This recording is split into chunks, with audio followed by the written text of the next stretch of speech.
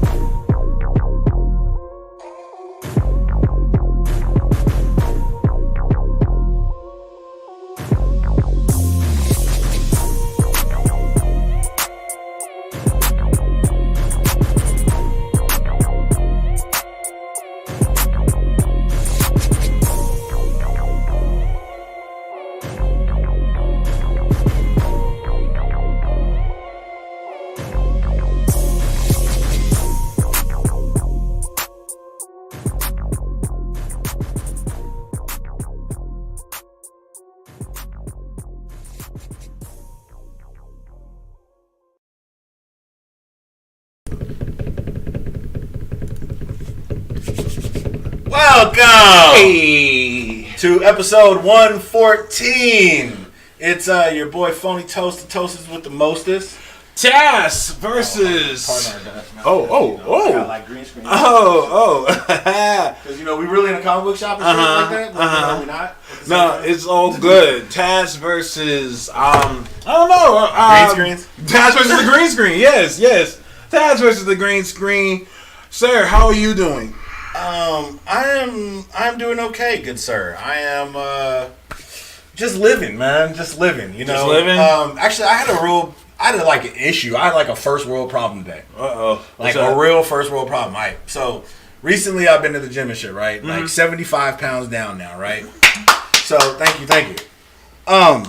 Because been kind of busy this weekend looking at like houses and doing like family shit and other stuff, right? Mm-hmm.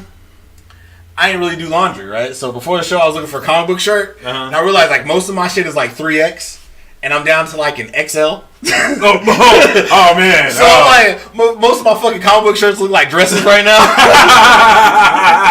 So I had to like put on like the hoodie and shit. I was like, God damn, bro, I'm kind of messed up. Good for you, man. That's dope. It's like good. It's like good and bad. You know what I'm saying? But now you gotta get a whole new wardrobe. It's like, damn, bro. It cost me to go to the gym. It cost me to get new weight. I'm like, dude, I kind of want to get fat again. Just the same way. Like the food was cheap, fam. The food was cheap. That's crazy, man. Well, while you were losing weight, I was gaining progress on the Kickstarter. Gaining progress on the Kickstarter, bro. You didn't gain progress, bro. You damn near gained the whole Kickstarter, bro. I was watching this shit. It was like, that shit was like my old belly. That shit looking full. That shit is looking full, bro. Hey, man, salute to everyone, and thank you for everyone for helping out. I was scared, dude. That was the scariest moment.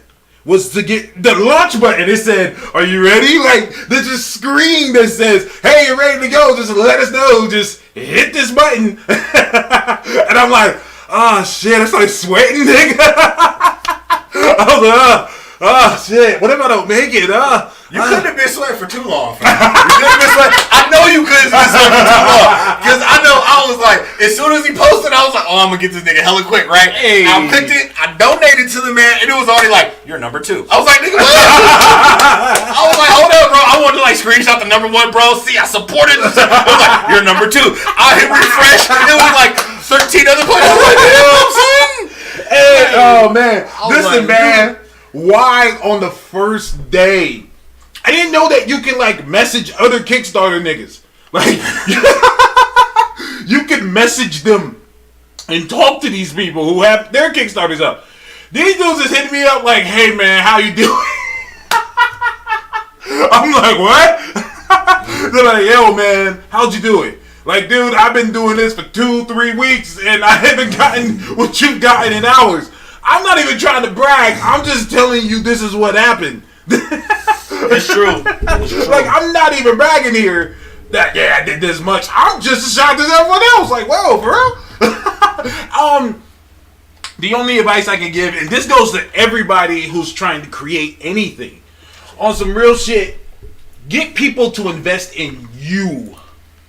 Not just your project, in you. Because most of the people who were donating were people who just listened to me rant and talk about comic book shit. And they were probably thinking, this nigga think he know everything. Why don't he do his own? And so I did. And so they're like, okay, I want to check it out. So get people to invest in you. And then the project will come later. You got the greatest idea in the world. But if people don't give a shit about you, then...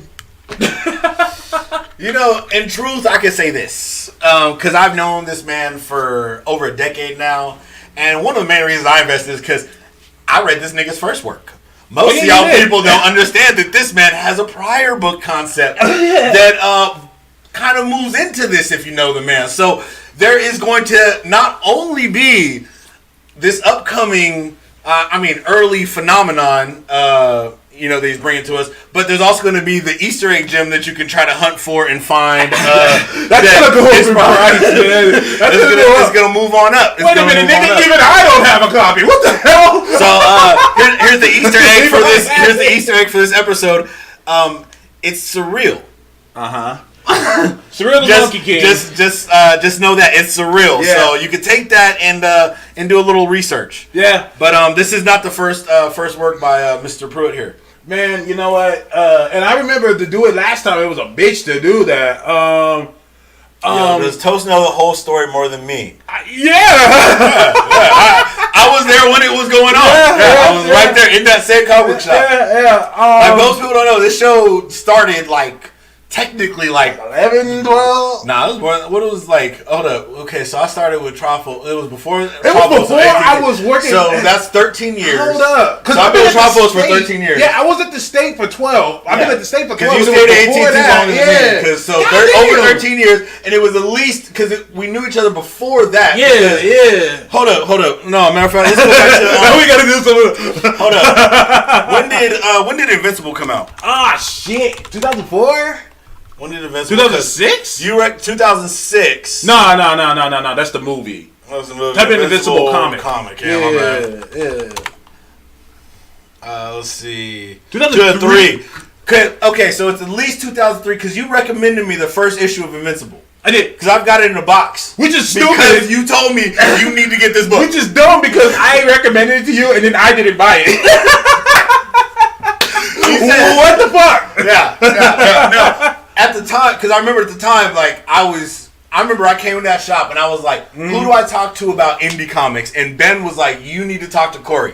And I was like, all right, who's Corey? And this man was like, yo, what are you looking for? He was like, you need to read this. And I think it was The Invincible just coming out. I want to say Authority was out by that point in time, was it? Yeah, Authority had been out. Authority had been out. And was it Planetary? Planetary was out too as well. Okay. I want to say it was those three books, and from then on, that point on, I made it a point to be in that shop every Wednesday on New Comic Book Day to conversate with this man about just comic books. I brought a lot of customers in because people just wanted to talk to me about it. Like I was like, yeah, let's talk, and I would recommend people books that I wasn't reading myself.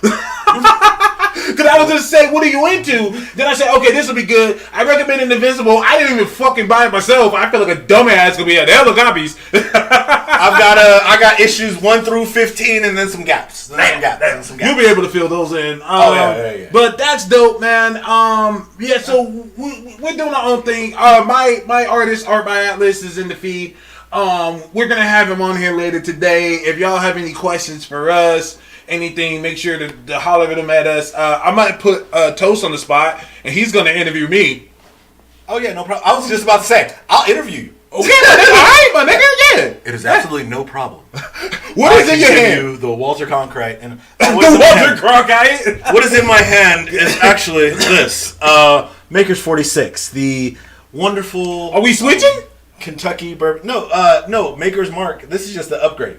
Oh, upgrade. So let me break it down to you. Please. So in the Maker's world, you kind of have like a freshman JV varsity kind of thing. Okay. Right? This is the JV bottle right here. So the standard Makers is the freshman. That's the beginner maker. You know what I'm saying? That's the straight up whiskey. The 46 is the Kentucky barrel filled with oak staves. It's a higher proof. It's 94 proof.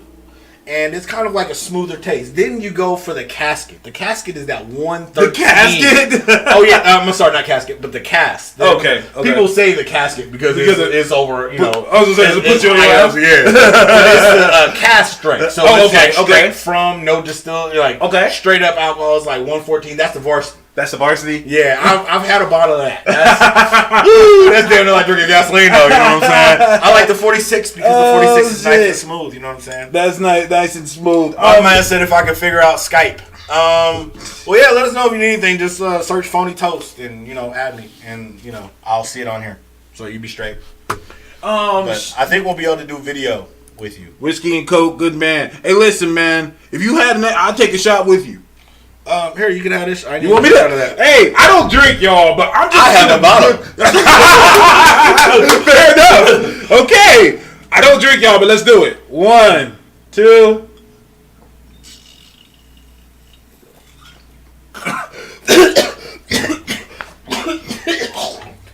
smooth if you drink. Probably not so smooth if you don't drink it, but you didn't bring it in a drink? You want some water? Should I go get some water? No, nigga, no. Oh shit. Huh. Nigga, what the fuck is that gasoline ass shit, bro? This is not gasoline. This is Maker's 46. Kentucky bourbon, oak shaved whiskey. Barrel finished with oak staves. 94 proof, 46% alcohol, 750 milliliters. Hold up. According to the Surgeon General, women should not drink alcoholic beverages during pregnancy because of risk of birth defect. Consumption of alcoholic beverages impairs your ability to drive, car, or operate machinery and may cause health problems. Hey, yo, my mouth is on fire, blood. Oh, shit. No, it's 94 proof. It's not 100%. It's only 94. It's 6% off, bro. Shit. Come on now.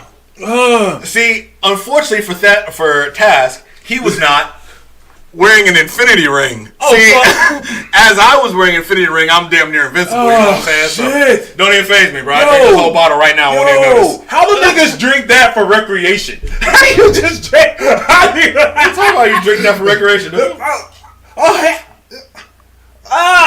What? It's like, it's delicious. Dude, this is so smooth. It's ridiculous how nice and smooth and delicious this is. That is not smooth, my nigga. This is smooth. I feel like I can breathe fire right now. Okay? I don't. See, a couple shots of this and you could spit hot fire. Those flames? Spit flames? Spit flame.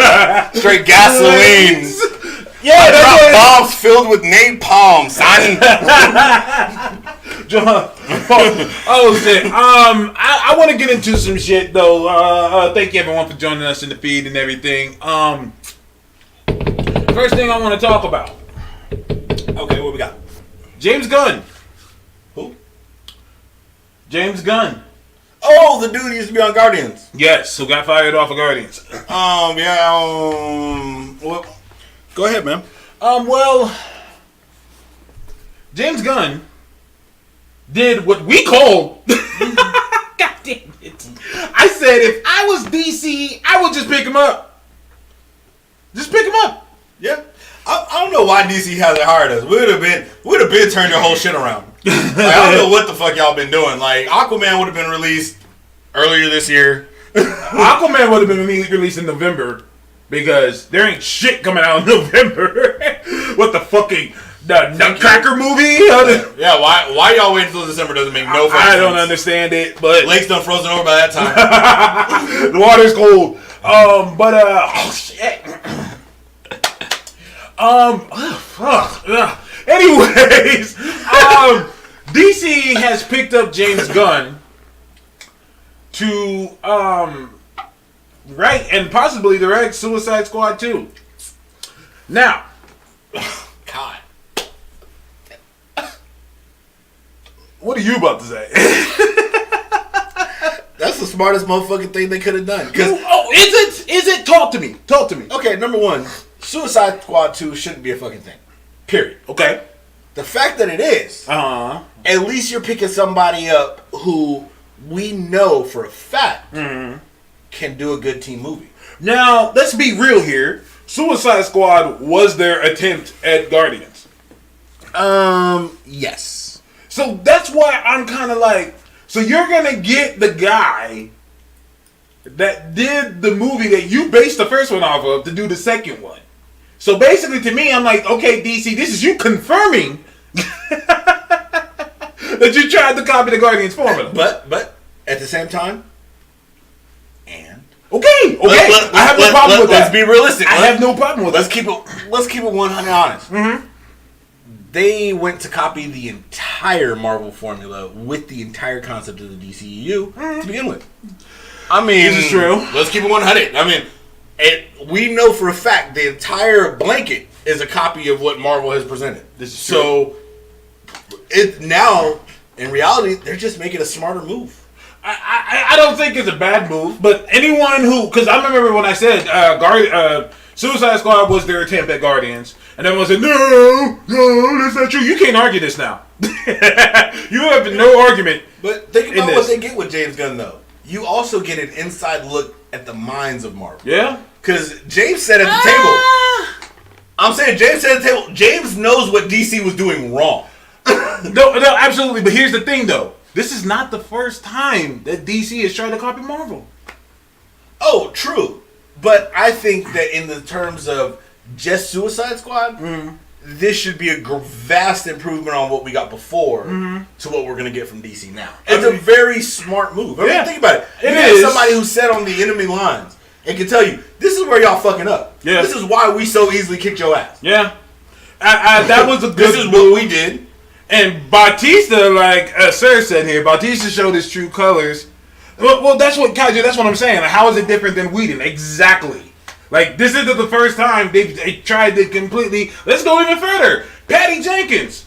She was originally supposed to do Thor 2. Yeah, true. Like, it's like they're trying to. Here's my whole entire argument. I'm not mad at what they did at all. That's a smart move. Business. That's Money how it works. My issue is, let's be real here. They're copying the Marvel. You can't even argue this anymore. You're gonna try to, but you can't do it no more. Marvel canceled it. DC inked it. Exactly. Here's where I would have been more impressed. I'm not impressed by this. I'm not impressed by the easy moves. I'm not impressed by that. I'm like, that's easy. That was simple. What would have got you? If he would have done something completely different. If he would have done something like Ragman. Yeah, but at the same time, here's the only problem with that. You just got popped off with Disney. To get probably the deal he got from DC is still probably a godsend when you've been, semi-blacklisted for stuff that's outside of you doing a good or bad film. I mean, think about it. You got fired after you did 2 good films. So, the fact that he's getting picked up and being able to lead direct on another comic book film, you're probably going to take what you're going to get. Yeah. Not only that, but at the same time, it's going to be a similar feel. From there, he'll be able to flex out probably and do more. Because, if you get the Suicide Squad right, which, like you said, you're just coming off of doing 2 team films. So you probably have a half-written Guardian script that you could formulate into making something greater out of the Suicide Squad. I can agree with that. I can agree with everything. It's the easy win. And in all honesty, DC needs an easy win. Tracy Irvin said, I don't know if I want a funny Suicide Squad. That's what you got last time. Yeah, I was going to say, it's all jokes. But maybe that's why he didn't like it. I was saying, the whole movie was a joke, man. I mean, the whole concept of Suicide Squad is technically supposed to be pretty funny. Because you have a team that knows they're going to die. And one of the characters is literally a product of Joker. Yeah. Now, another dude throws a boomerang. That's just funny in concept. Now, James Gunn, AWB, let me talk to you. As a guy who loves Marvel, but I also love good movies, let me tell you what I want. You got James Gunn, this guy who was fired, disgraced from Disney. This guy's known for doing raunchy horror shit, hardcore stuff. Just do that with Suicide Squad. Make it rated R. Make it hardcore. Here's the thing I would say. I say make it hardcore. Here's the thing I would say. Do your Suicide Squad to prove yourself, make your bank, get whatever, bring it up. Then push them to let you do Justice League Dark. That's what I would have liked to see. Justice League Dark. I think it's too early. Because I think from what they have right now, they need some correction. They need to prove that they could do stuff with what they've given us so far. Like Aquaman 1, I think is going to be, like I said, I hear the same things as you heard, that it's just kind of okay. Yeah. Potentially. Yeah. Even though, hey, look, Underwater Wakanda looks pretty. But, they've had pretty trailers before. But I think that with what they've got, the stars that they've got, the acting talent and everything, I mean, you got Big Willie, you got Margot Robbie. I mean, you got a lot of big fucking names that you're just not doing good shit with. Yeah. You know what I'm saying? I mean, Jared Leto was all ready to go all in on Joker, and y'all motherfucker put the nigga in the club. Yeah. I mean, even what he said, y'all cut his scenes, y'all did things to not let him be him, which, you can't do that. Bautista is like, hey, let's go. Bautista. Y'all say goodbye to Drax. Who? Y'all say goodbye to Drax. Yeah, Arthur Douglas? You can't do that. You can't just insult the mouse so many times and say, hey, let's go to DC. after we done put you on $1 million films, bruh, that ain't gonna work. By the way, for those who don't know, I believe I'm right about this. Arthur Douglas is the name of Drax, the real name, just in case you guys want to know, because you won't be seeing him again. So, if you want to look up his tombstone, it should say either Drax or Arthur Douglas. Arthur Douglas. Yeah, Batista, hey, listen, man. He's the definition of ride or die friend. The guy is gonna die.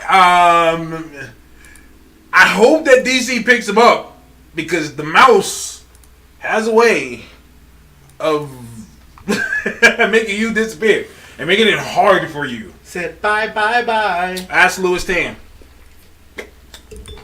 Who? Exactly. Shatterstar. Oh! The guy who had his stardom shattered. Yeah. Damn. Damn, it's hard out here. Speaking of Louis Tan and shows and shit, that's no longer a thing. It's officially announced that Iron Fist is done. Finito. Colleen? Ain't getting a show no more? Well, yeah, it is Colleen, isn't it? Well, Colleen has it. He has the guns, which I like, but it's kind of weird.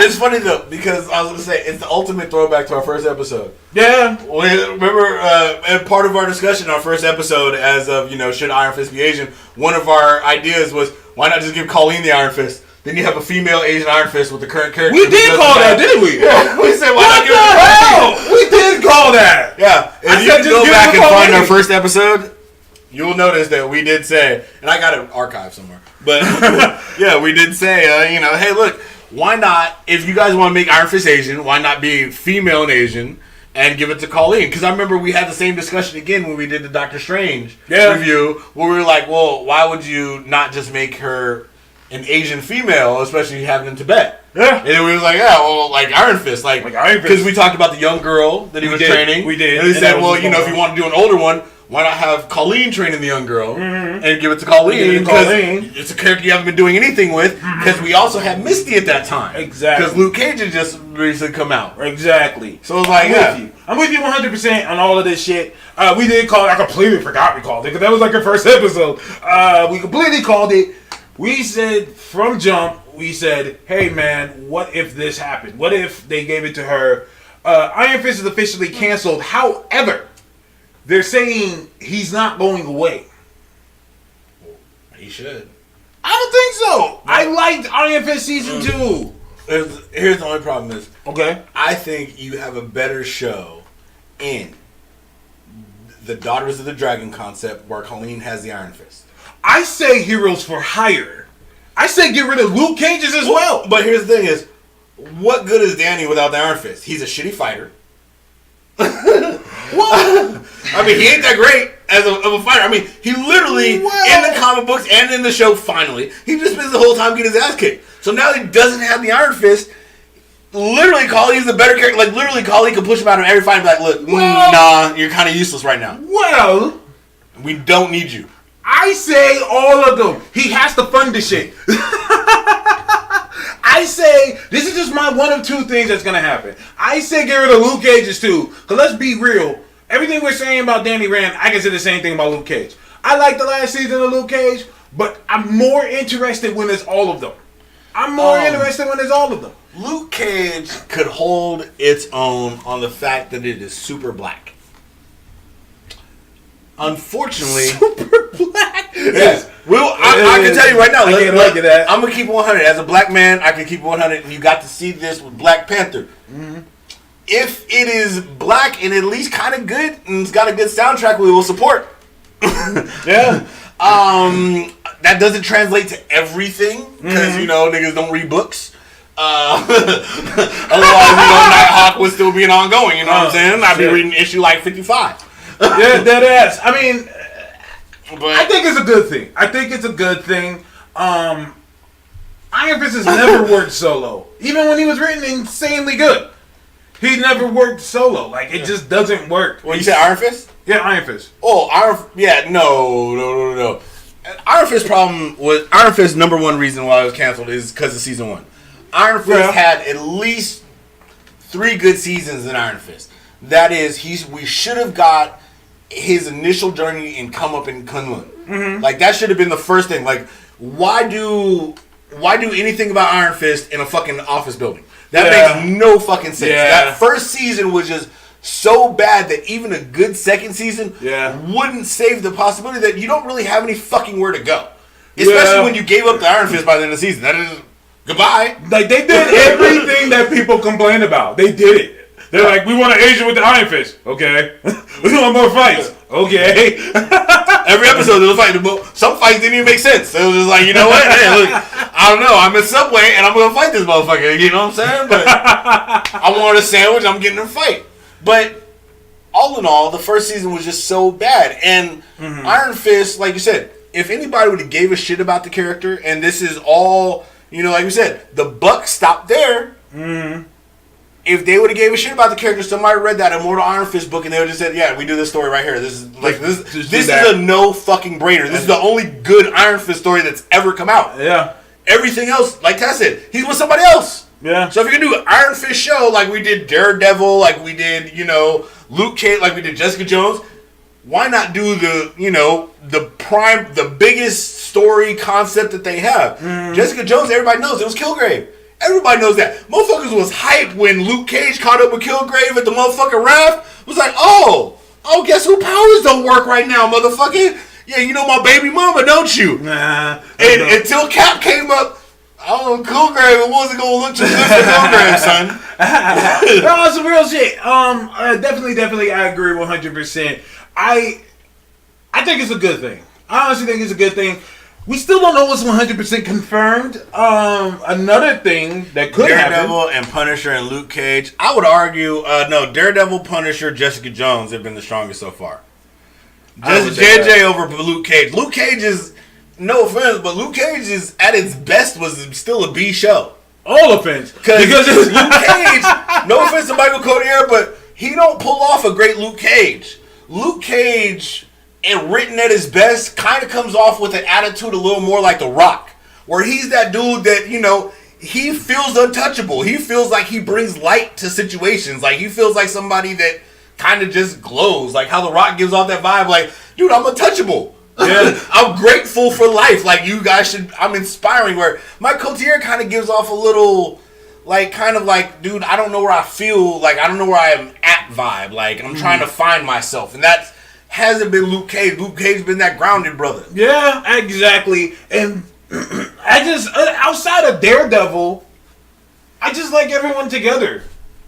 I mean, Jessica Jones is already approved for another season, so she's going to be there. But everyone else, I want them all together. See, here's the only problem I have with that. When we got the Defenders, I didn't feel as great as I thought it would. And I don't know if it was because we were missing maybe Punisher or somebody just didn't fit in, you know what I mean? But the overall feeling, like, I don't feel like there was any gained relationships that I need to see in Defenders. Like, the relationship between Misty and Colleen felt better in Iron Fist than it did in Defenders. I agree 100%. You know what I mean? Which leads me to believe, like, you two, Daughter of the Dragon, I can see, versus you two being heroes for hire and working with, like, it feels like Luke and, Luke and Danny would just be unnecessary in their show. Mm-hmm. I mean, like, I would rather see the three female, I would rather see Jessica with, you know, tasking out Misty and, Misty and Colleen, or the three of them working together, and bringing Hellcat.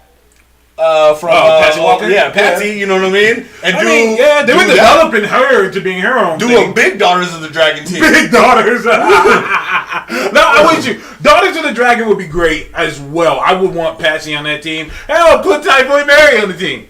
Put them on the team. Like, Typhoid was badass, though. Typhoid was doing their thing. They did a good job with Typhoid Mary. People were saying, they were like, oh, I wish that Finn Jones knew how to fight well. I'm like, not exactly. I think the girl that played Typhoid Mary, she pulled it off. Like, I believed she could fuck somebody. Like, I believed it. And I don't know if she's had prior training or just enough as Finn did. And I had to agree with what MTF is saying on the feed, that even if Finn was a quadruple black belt, that wasn't the reason why season 1 sucked.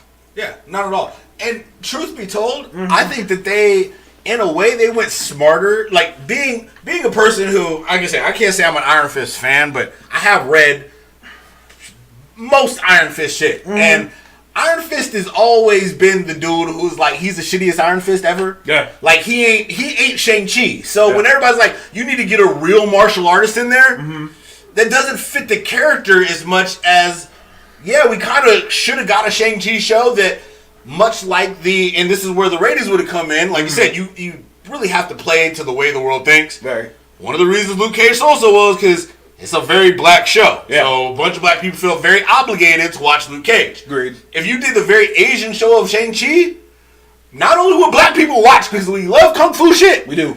A hell of Asian people will watch to make sure that the motherfuckers got it right. Exactly. So, I mean, that's another reason why. It's funny because, that's what they also brought up about, what I loved about Davos. And Davos proved our point that we've been saying about Iron Fist this whole time. Danny sucks at this shit. He shouldn't have it. People have been saying, that fucking sucks. A white dude shouldn't have the fist. You're right. It's literally part of the whole book. You're right. He was supposed to get the fist, but he's a fuckhead. He's a fuck. Yeah. And so that's why he didn't get the fist. That's why he didn't get it. Because he sucks. The whole concept is everybody is better at this than Danny. Yeah. Like that's pretty much the whole thing. It goes to, once again, to one of my favorite issues of Black Panther when he's with Luke Cage, and Luke Cage is trying to describe Iron Fist, and he's saying Shang-Chi's the best fighter in the world, and Luke Cage is like, oh no, I thought it was Danny, and Black Panther's like, who? Who the hell? He's like, you don't know Danny Rand? No. Am I supposed to know who he is? Is he decent? And that made me laugh. Because I'm pretty sure the world knows who Danny Rand is because he's hella rich. But he ain't Black Panther rich. So Black Panther's like, I don't know this nigga. Who the fuck is he? This one of the little Wall Street kids? I don't know. White boys? Oh, you're in America rich. That's cute. Yeah, no. You're rich, I'm wealthy. There's a difference. Like, my money don't run out, son. That's like Chris Rock shit. Like, there's rich and then there's wealth. Like, there was a point where you had nothing. I don't know what that's like. Yeah. Our family. Ain't nobody taking away my kingdom unless I'm dead in the ground, son. Like, that's the literally only way I'm broke. Like, he said it.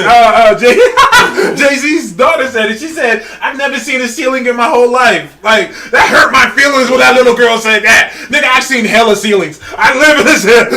When she said that shit, I believe. I'm like, girl, you ain't never seen this ceiling? I have touched the ceiling while standing. I think I've been in places where I don't think I had to stand all the way up. I wasn't on my tippy toes. My elbow was not flexed when I touched the ceiling. What is wrong with you? I know, right? We live in two very different existences. When she said, I ain't seen a ceiling in my life, I believed it. Like, goddamn. Real. This chicken's only 4 years old. She flexing on me. I have no issues with whatever. That's how it is between those two. But anyway. They'll be like, hey, you believe in unicorns? She'd be like, I got one. I got one. How many? How many do you know? I had one created just because I was interested. He spliced some shit. But I colored a picture one day, and guess what? They made it. I believe it. But Gerald, shout out to Gerald finally joining us on here. Is there a ghost to the left? Ooh. No, that is the sun. No, I'm wearing this infinity ring, and unfortunately it warps reality around us, so occasionally reality will stay warped, so don't worry about that. Ooh, don't scare me like that. I believe you. Yeah, I'm holding time and space together at the same time. You're straight. Real shit. But, Gerald said that they're thinking maybe they're going to start moving, might be able to put Iron Fist on Disney Flicks. Don't. I don't see that happening. Give us a cartoon. An Iron Fist cartoon? Reboot it and give me the Immortal Iron Fist as a cartoon. I want it as a mature cartoon. You know why? Because I want Fat Cobra. Like, we're missing. And in life, we're missing. We're missing Fat Cobra. We're missing the Bride of Nine Spiders. We're missing the other immortal weapons. We got the Bride of Nine Spiders. No, we didn't. What? We got it season 1. We didn't get shit season 1. All that shit scrap. That's why I said we do the cartoon, because then you can scrap all that live action bullshit that they did. I mean, And that's the problem with the show is, like you said, you did so bad in season 1, you just had a season 2 cleanup because you probably wrote the contracts beforehand. Because every other show was so successful that you're probably like, look, we get these motherfuckers cheap because if the show blow up, they want more money.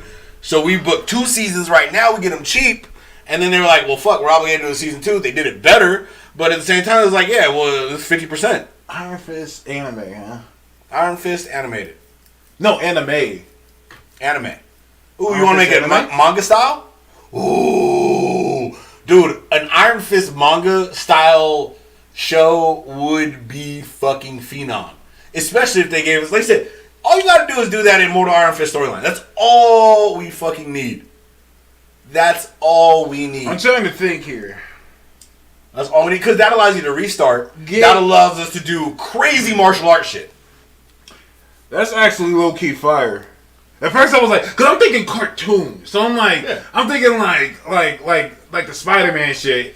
And he was on there with the Ultimate Spider-Man. But now I'm thinking, give us something. Anime? Hardcore? Like, give us something like I'm talking about like, give us, I wanted as graphic as like a Ninja Scroll or an Afro Samurai.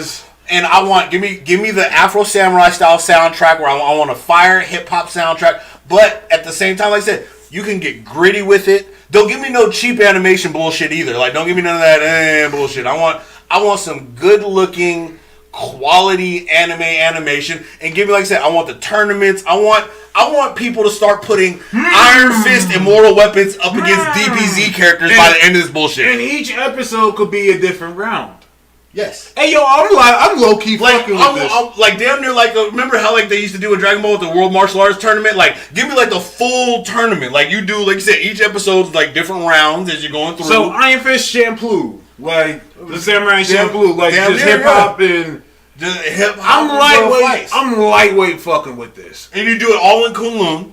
So you separate outside of the like Marvel universe. Get RZA to do that. RZA would do it. Yeah. He's already did the man with the Iron Fist. Hey, wait, hold on. Wait. He did the man with 2 Iron Fists already. It's done. It's done. It is in there. Wait. So when they do this, you guys know that Marvel watches this show. Just saying. Or Disney. Whoever. Somebody over there. Wait. One of you guys work for Disney. I believe this 1,000%, by the way.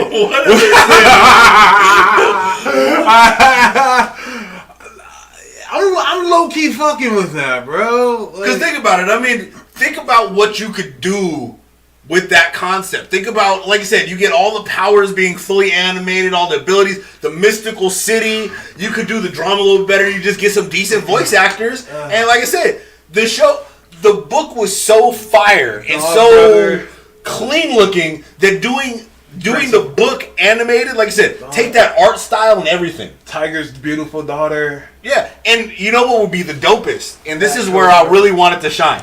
Is I want them to do it almost comic book style and add the captions when he does moves. So you remember how in the book they added in the little sub caption when he did like flying crane kick or punch of 9 tails, things of that nature. So you actually call out the moves almost comic book style in the animation as you're doing it. So, like, you know what I'm saying? So you actually see the moves as he's doing it. Like, you name the moves as they're doing it. Give it that little extra edge. So I'm fucking with you this. digitally add the, I'm fucking with up it. the kung fu if you will. I'm fucking you know what I'm with saying? it. I'm fucking with it. And for those of you who have not read the Ed Brubaker, Matt Fraction, Immortal Iron Fist story, it's top 3 to me. Yeah. And I can tell that it's top 3 because that's one of the few comics I actually go back and read numerous times. Yeah. Like, I'll go back and read that whole run. Yeah. I'll go back and read it because that shit was amazing. Like, I'm like, yo, this is like the best shit out. When Iron Fist was coming out, I was like, yo, this is low-key killing it. And I could already see it, because I could already see how I'd want to direct it. Like I said, I'd caption each little move, and then as moves grow, like I said, I'm thinking anime style, so you think about power-ups, I'd make the caption bigger, and I'd move the caption from being like a yellow, and I'd move it into being like an orange, and then to like and when he hits somebody with the Iron Fist, instead of like the complex names like Crane of Crane Kick of 9 tails or some crazy shit like that, just straight Iron Fist, bold red, big ass caption. in move. You know Hey, what I'm yo, saying? hey, yo. Like One Punch Man, serious punch style. You know what I'm saying? Let's parking lot this, because we'll bring this up later. We're gonna have to, because that's just too much. All these ideas just flooding in my head. We just gave you guys a show. Enjoy. All these ideas just flooded in my head. See, because like you said, I was thinking cartoon at first, and then anime. I'm like, wait, hold up. Anime, that could work. That could hella work. Yeah. And the thing is, the Japanese people, they ain't gonna trip that it's a white dude. They don't. They're like, whatever, just buy this shit. Like, what's really funny is like a lot of people, more people in America complain about Scarlett Johansson playing an Asian character than they did in Asia. And like people literally went around and did interviews, and people were like, well, yeah, this happens all the time. We really don't give a fuck. Most of them are bigger actors. Like Hollywood is an American thing. Yeah, like, we run companies and enterprises. Like we don't have like acting here is big, but it's not as big there. So if our culture gets boosted through that, then good for our culture, because it means you guys buy more of our goods. Listen, all they care about is the bread, man. Yeah. They don't care about anything else. They are so confident in their culture and who they are. I'm not saying that other people are wrong for feeling ways about it. I'm just saying, in China, they don't care. They're like, yeah. Whatever, are you gonna buy this? That's why people got mad at Matt Damon for doing that movie, where he was fighting for the Great Wall of China and shit. And people are like, oh man, Americans, this is appropriation. That's a Chinese movie. Written by a Chinese guy. Directed by a Chinese guy. Casted by a Chinese guy. They did that. That was them, because they're trying to get into Hollywood. They're trying to get into Hollywood. Does not include China, but they sell a lot of shit over there to China. They're trying to get in the Chinese market. I mean, American market. Yeah. Like just like we're trying to get to their market, they're trying to get to our market. Yeah. You got to think. I mean, when you really sit down and break down the idea of the Hollywood market, and you take a look at the fact that in just Marvel, let's just take 2 Marvel movies this year. Black Panther and Infinity War. It's damn near almost $4 billion generated in revenue from maybe half from 500 million spent. Mm-hmm. So you telling me that you walked in and you said, "Look, I got $500 million. I want 8 times return," and they delivered that shit. Mm-hmm. And that's like in a box office. That ain't even with merchandising and everything else. You know, you're probably talking about even more than that. That gets people interested. Real shit. Because that ain't like, building, like, that ain't like, ruining your atmosphere with the automotive industry and refining metals and shit. It doesn't cost that much to do movies and shit. Especially when that motherfuckers they make most of the cameras and technology and shit anyway. This is real shit. So you guarantee there's a Sony product on every set. And I gotta agree with what Kaiju says, because they see themselves in art all the time. It's not a rare thing for them. Exactly. And that's why I get mad when people be talking for them. You know what I'm saying? Like, oh, well, that's insulting to the people in Asia. I'm like, have you asked people from there? That's why I love those interviews. The people from Asia was like, why? I have no problem with this. What are you talking about? I don't even know. Like I said, once again, we're not telling people that they're overacting when they feel that way. I'm just saying, you're speaking for these people who don't give a shit. The #1 movie of 2017 was a movie called Wolf Warrior 2, and the head guy was an American, that Italian dude that played Crossbones. Oh, yeah. Like he was in the head. Is that what I'm saying? Like, and this is a 1000% Chinese movie, all about the Chinese army, and the most promoted guy in there is an American. No lines detected here. Can you save that pic real quick? Because I want to do that before we bring. That's what I was figuring. I mean, you've been talking about this online all week. What's that? I said you've been talking about this online all week, so I figured you want to hit it. By the way, Atlas says low key they cool as hell in Asia. Let me tell you something. We've been to Japan, and I'll say this while he loads this up: they love niggas.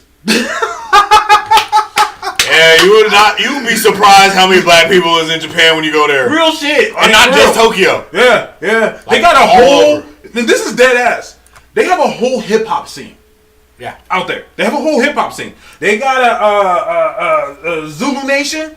There's a Zulu Nation chapter in Japan. Ran by niggas and half Japanese, half black niggas and Japanese people. They love hip hop over there. Look at Samurai Champloo. Shout out to the guy Nujabes, who passed away dude made some of the dopest beats ever. Like, they love hip hop over there. They love black people. I went out there. I didn't spend 1 yen. I didn't spend nothing in Japan. I would just walk in a restaurant and be like, big man, big man, big man. Here, just give me food. Like, here, nigga, eat. I was going ham. Dude, it's funny though because if you get into like Asian culture and Asian houses, they love to feed big people. They love it, man. They like, dude, you like to eat, you like to eat. They like, it's like a pride. Like, they're very proud, especially when you like and appreciate their food. They feel very proud of it. Like, they're like burping. They like that shit. Like, that's rude here, but they're all about it. They're like, oh, that means this nigga likes this shit.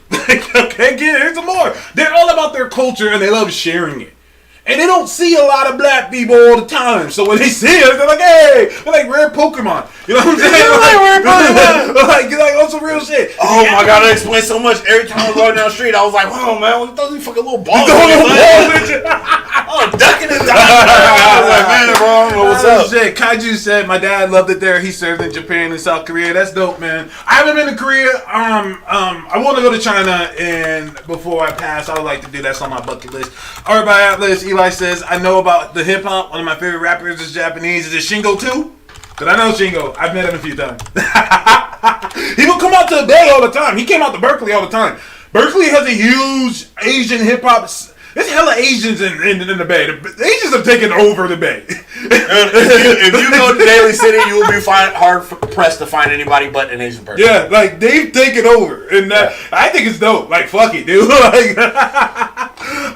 But as we described on the last episode, the Asians were the first ones here, became the Native Americans or the indigenous people, and then got pushed out by the Caucasians. So, the fact they came back to take it back, what's going on, let things go. See, Eli said it was Shingo too. Yeah, I know Shingo. Shout out to the homie Shingo. I was supposed to tour with him. Tour with him and my dude Kumo.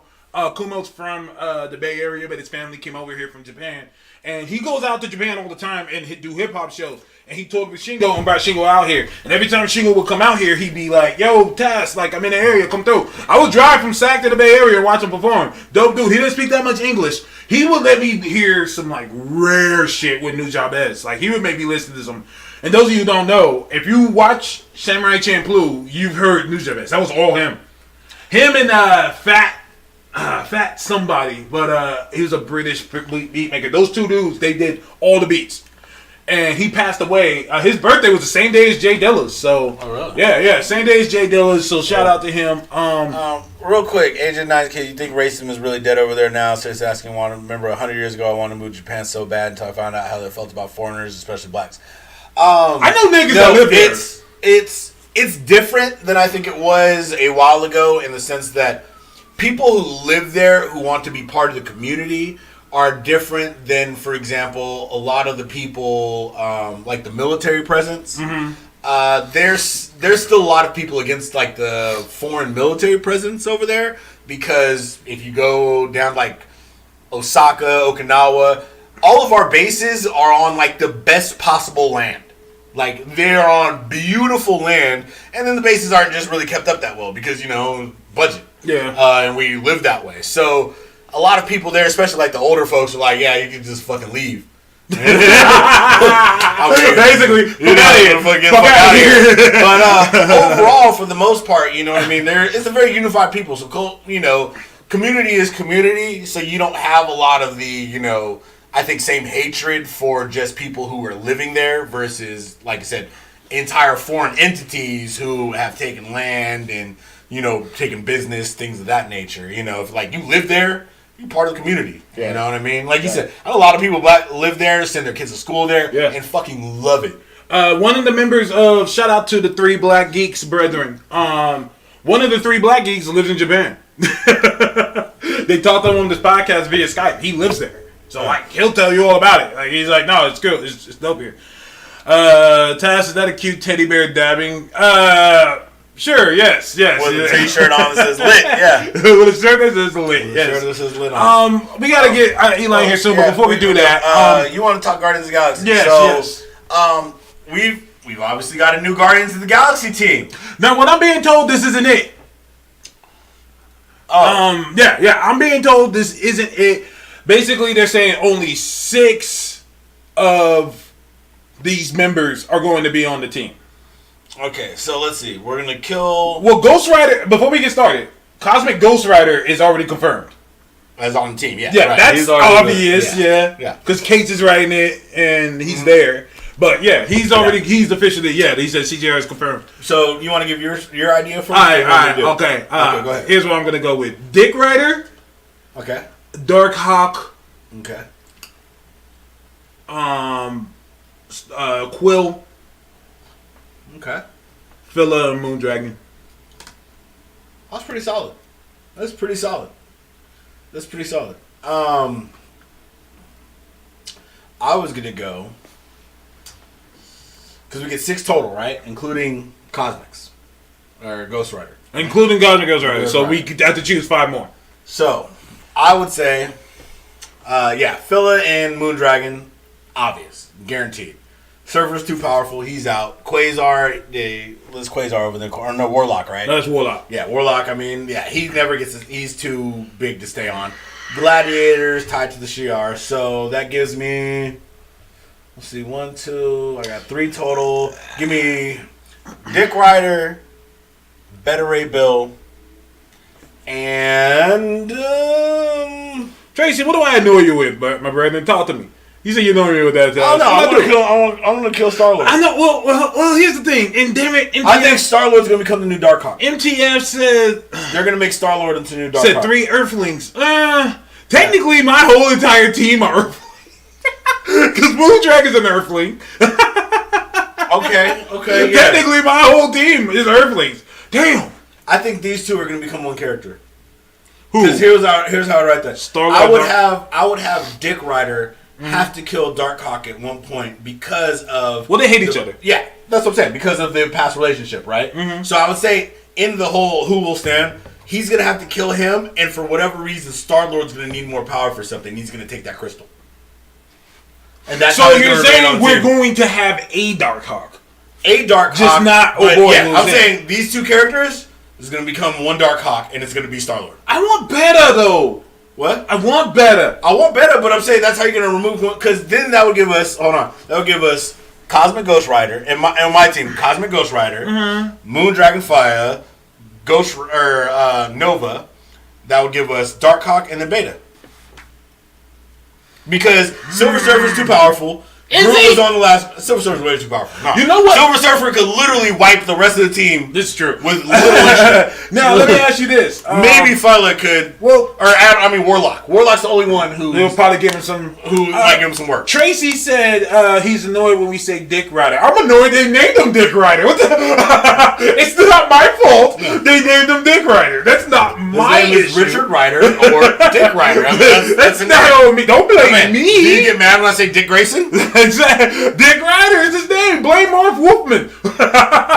Was he created by Marv Wolfman? I think it was created by Marv Wolfman. But yeah, blame him, like his creator, who decided to name him Richard Rider. Because Wolfman said straight up, he was trying to copy Peter Parker. He was trying to make him Spider-Man, but in space. Like there was a whole point. So like Peter Parker, Richard Rider, Gravimetric swinging. like also real shit. Comment.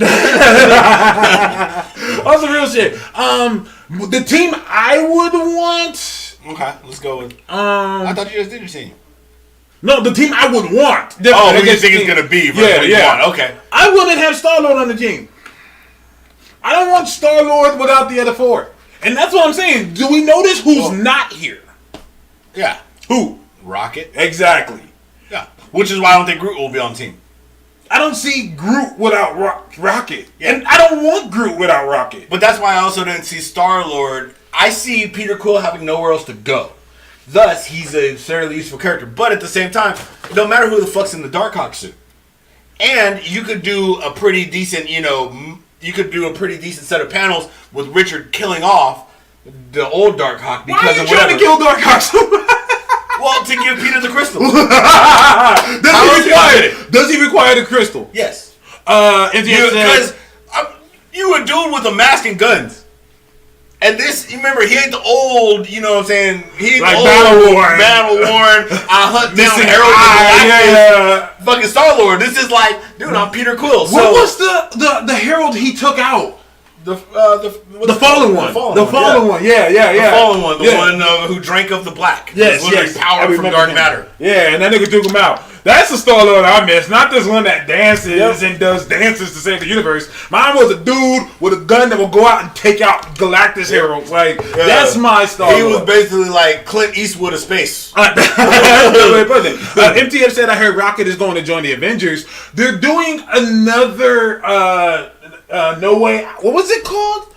The Avengers No Surrender. Almost said No Way Out, and that's a WWE thing. But they're doing another No Surrender, which No Surrender was flames. No Surrender was amazing. No Surrender was so good, DC tried to do it. No lies. No Justice was No Surrender. No Surrender was fucking amazing. Thank you, Gerald. Avengers No Road Home. They're doing another one. In that Avengers, Rocket's on the team. I don't like that. But, business hat. I get it. Don't you mean business beanie? Business beanie. Okay, business beanie. Business beanie. I get it.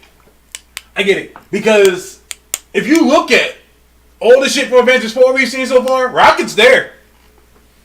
I don't see any of the other members. They all disappeared. They kept Rocket for a reason. Rocket's the one. Well, I mean, especially when you think about like going forward with like the franchise, like Rocket could last. And here's the thing with certain characters: Rocket could last through phases, just like Thor. Yeah. Because certain characters you have a benefit of, like Rocket, he's digital, so Bradley Cooper gonna sound the same and he gonna age throughout time. I mean, he gonna sound virtually the same. So you could have him do that voice acting as long as Bradley Cooper around. Bradley said he does his shit in a day. Yeah. Like he has no attachment to the Guardians at all. Like, he has no attachment. Yeah. Like, he's not as invested in it as everyone else. Yeah. He doesn't have to be on screen. He literally, like you said, walk in, record the shit, go the fuck home. Yeah. If you add all the shit that Rocket says in the movie, it's probably about almost an hour. Yeah, I mean, it's like, a 2-hour movie. Yeah, exactly. It can't be that much. So he's only in there. He says, I'm in there for like 2-3 hours. Yeah, and he's not doing like a voice. He's talking. Yeah, and so he's essentially like read the emotion of the scene, deliver the emotion of the scene. So he had, because it's funny, because when everything was going on with James Gunn, people were like, "What is Bradley Cooper?" Bradley Cooper like, huh? I'm on my third movie. Like, I'm over here trying to smash Lady Gaga. Like, I legit sometimes forget I'm in these movies because I'm not in the movie. Yeah, exactly. Yeah, they're all like I just collect the check and get a premiere ticket. Yeah. Like, because he don't get all that money off of like the shit for Rocket Raccoon, because like other people, it's their likeness, it's their face. With him, it's just his voice. I mean, you gotta think, like, when Bradley Cooper go to see the movie, he's like surprised as shit. Like, everybody else walking about, like, yeah, that came out really good. He's like, man, that was fucking great, bro. I had no idea. I was there for a day. I didn't know what was going on. This is fucking phenomenal. Holy shit. This is just proof to me we're getting Guardians up out of here. I don't think we're getting the Guardians 3. Well, like I told you before, I mean, the Guardians team's been an evolving team. You don't really need all of them. I mean, look at the comic books right now. They got Gamora going buck wild. Exactly. They getting her up off the Exactly. They're getting her up off the team. Yeah. Drax is obviously the one who's going to die. And if that wasn't the original plan, it is now. That wasn't the original plan. Let's be real here. Drax is the least liked member of the Guardians. Can we argue this? I say he's the least. Really? I say he's the least. In the movies or in the show or in the books? In general, just in the OG 5. And the OG 5? I say, I'm not saying that he's not liked. No. I'm saying the other 4 are more. Yeah, that makes sense. People like Groot. People like Rocket. Groot and Rocket number 1. Those are like the top. Some could argue Groot more than Rocket. Yeah. But those 2 are the number 2. Quill. Yeah, it'd be cool. Gamora. I mean, Drax is kind of on the low side. If you add 6, Mantis is more interesting than Drax. She fills kind of the same role. MTS said insert Valkyrie. Here's what I say. I say do Thor 4. Do Thor 4. Keep Rocket. Keep Groot. Keep Star-Lord. Well, you don't really have to do any of that. You know why? Why? You already got Rocket. Everybody else is dust. No, that's what I'm saying. I'm like, well, they got to bring Groot back at least. They'll bring Groot back at least. You can always plant another tree. That's But he literally go by any shop in any city in America and be like, all right, can I get some seeds real quick? Somebody said, real quick, Groot. Somebody said, and I'm shocked, he said, how come Thor's axe hasn't turned into Groot yet? That's what's gonna happen. That's how they bring Groot back. That's how Groot preserves himself. They bring Groot back. That's how they bring him back. That's just gonna fall apart. Ooh, that would be a good Thor 4. Thor has to reforge his hammer from the leftover. And then because Groot has to regrow from his own, from the thing. Oh, Sucker, don't do that. Sucker, don't do that. She said, I like a better Mantis unless you're bringing up Mantis, Mantis. Don't do that. You're aging us. You're making us seem old. You're making us seem old. Remember Mantis? The nigga that was in the wheelchair and he had a suit that could come back and I do. God damn, what year is that? I just grew some more gray hair. Damn. Okay. So y'all should post whatever team y'all think should be on there. So we're gonna call the man? Yeah, go ahead. Eli, get ready. We're gonna try and get you up in here. Alright, let's see if this works. Boom. Alright. Let's see if this works. Oh shit, it looks like it's gonna work. Oh shit. Oh shit, we got Skype back. Oh yeah, we got it. Alright, we'll call. He didn't do the camera. Boom. It's all good. What's good?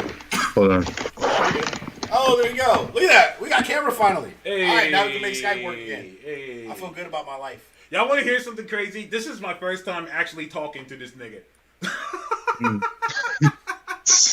We communicate through texting and messages a million times. Look at the power of technology. Look at all we've done. And we have never even talked to this nigga.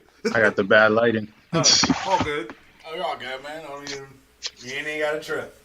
Eli looks like Thanos. I'm surprised this worked this way. Normally, we just end up having to do audio because, you know, they update programs and then shit don't work. Yeah. Kind of backwards update shit. Nah, Eli looks like the nigga from the Old Spice commercials. That's the black dude from the Old Spice. You know what's really funny is I want to be able to laugh at that genuinely, but I watch nothing but internet like TV, like Netflix. And I don't know what commercial you're talking about. I'm gonna send you the picture. I legitimately pay Hulu not to watch commercials. Eli, my brother, thank you for joining us. Go ahead and introduce yourself. Can you guys hear me, by the way? Yes, we can hear you. Can they hear me on the show? Absolutely. Awesome. Hey, it's Eli K. Atlas. I'm going to do my intro like on YouTube. It's Eli K. Atlas. I am the artist for Leaders of the Freeworld. And any questions about that, I guess you can ask Corey. He'll ask us. This is a beautiful thing. Shout out to him. Let me see. Yeah, we can. Okay, people are saying they can hear us. Now, sir, I got some beef with you before we get started. Oh, damn. What's up? Right. So I was making the Kickstarter page, right? I think he knows where I'm going with this. Oh, the picture. I know. I showed him, I said, I'm going to use this picture. And this nigga ripped on my mustache. What kind of shit is that? Hey, man, you know, you got to look presentable. They want to give money to people who look like, you know, they can do something with it. I'm just saying. Hey, fam, you're welcome back on the show anytime, bro. You are welcome back anytime. You just consider yourself a permanent guest. Who does this nigga think he is? I was like, wait, what? Like, I started laughing. You know, I hit him with the LOL. That nigga didn't LOL But yeah, I know. back. I was like, wait. I'm just saying. Oh, man, like, I'm absolutely serious. He's like, no, that's in a joke. You thought I was joking. I wasn't joking. You thought I was joking. That's okay. That's okay. So I mean, it worked out. I can't even argue with the results. Exactly. I can't even argue. And then there was another one I did where it was just me looking. He was like, nigga, why are you frowning? I like you mean mugging. That's my face. I got rested That's nigga my face. Ow. I got rested Hey nigga man, you gotta look. You know, you gotta soften it up. People want to see, like, you know. I'm just saying. That's what they told me, so I applied it, and I'm telling you. You're not wrong. I can't argue. I'm just a little butthurt, and that's okay. And then he said, yeah. So the only picture that could fit was me taking a picture before a fucking interview. So I have a tie on and a fucking. College Corey. Shout out to College Corey. You know. Oh, shit. I could tip you into some like presentable comic book shit too if you want. You know, down the okay, road. yeah. You can go like both sides down, either like mid range, but you know, like he's right though. You got to be presentable, man. You know. And look, I mean, shit, y'all motherfuckers is blasting off. I mean, y'all colored me very impressed. Can the people? I guess they're saying to turn What's up? our mics up. You and Task are quiet. Oh, we're quiet. We're quiet. Okay, maybe because it's sharing audio probably. Hold up. That's okay. I can kick a filter up. I got you. I got this. I'm technical and shit. Yes, you are. I could do stuff and things. Maybe it's better now. No. Yes. Hopefully. They'll let us know. So Eli, I want to ask you. Yes, sir. What made you decide to go into to do comic books? Like, when did you realize this is something I can do?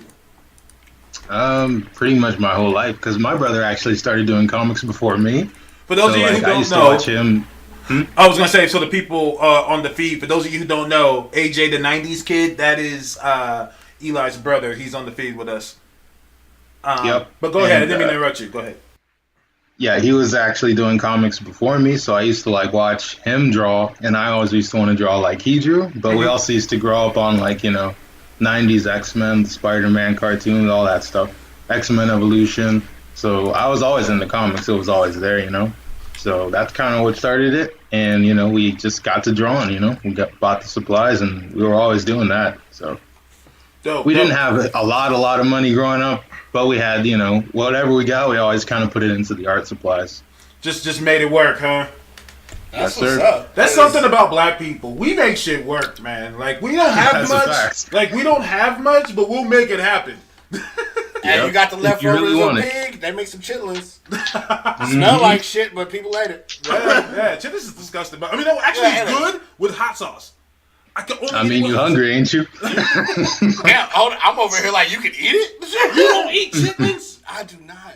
I smelled my parents cook that shit one time. I left. The smell I is left cool. that day, bro. I ain't come back from the house in 2 days. They were like, where you been at? But like, been over Auntie Sharon's house, fam, with Jamel kicking it. I can't even do this. And she felt eating everything but chitlins. You don't cook chitlins in your house. You go out for that shit. You boil it outside? Yeah. Make it. You go somewhere else where they make that shit. In a cellar or something. Exactly. But yeah, no, that's dope, man. Because, what you guys, I've seen quite a bit of your work. I follow you guys on Instagram, Art by Atlas. And yeah, I see your work regularly, and wow, just it paid off, bro. It looked good. Thank you. I appreciate that.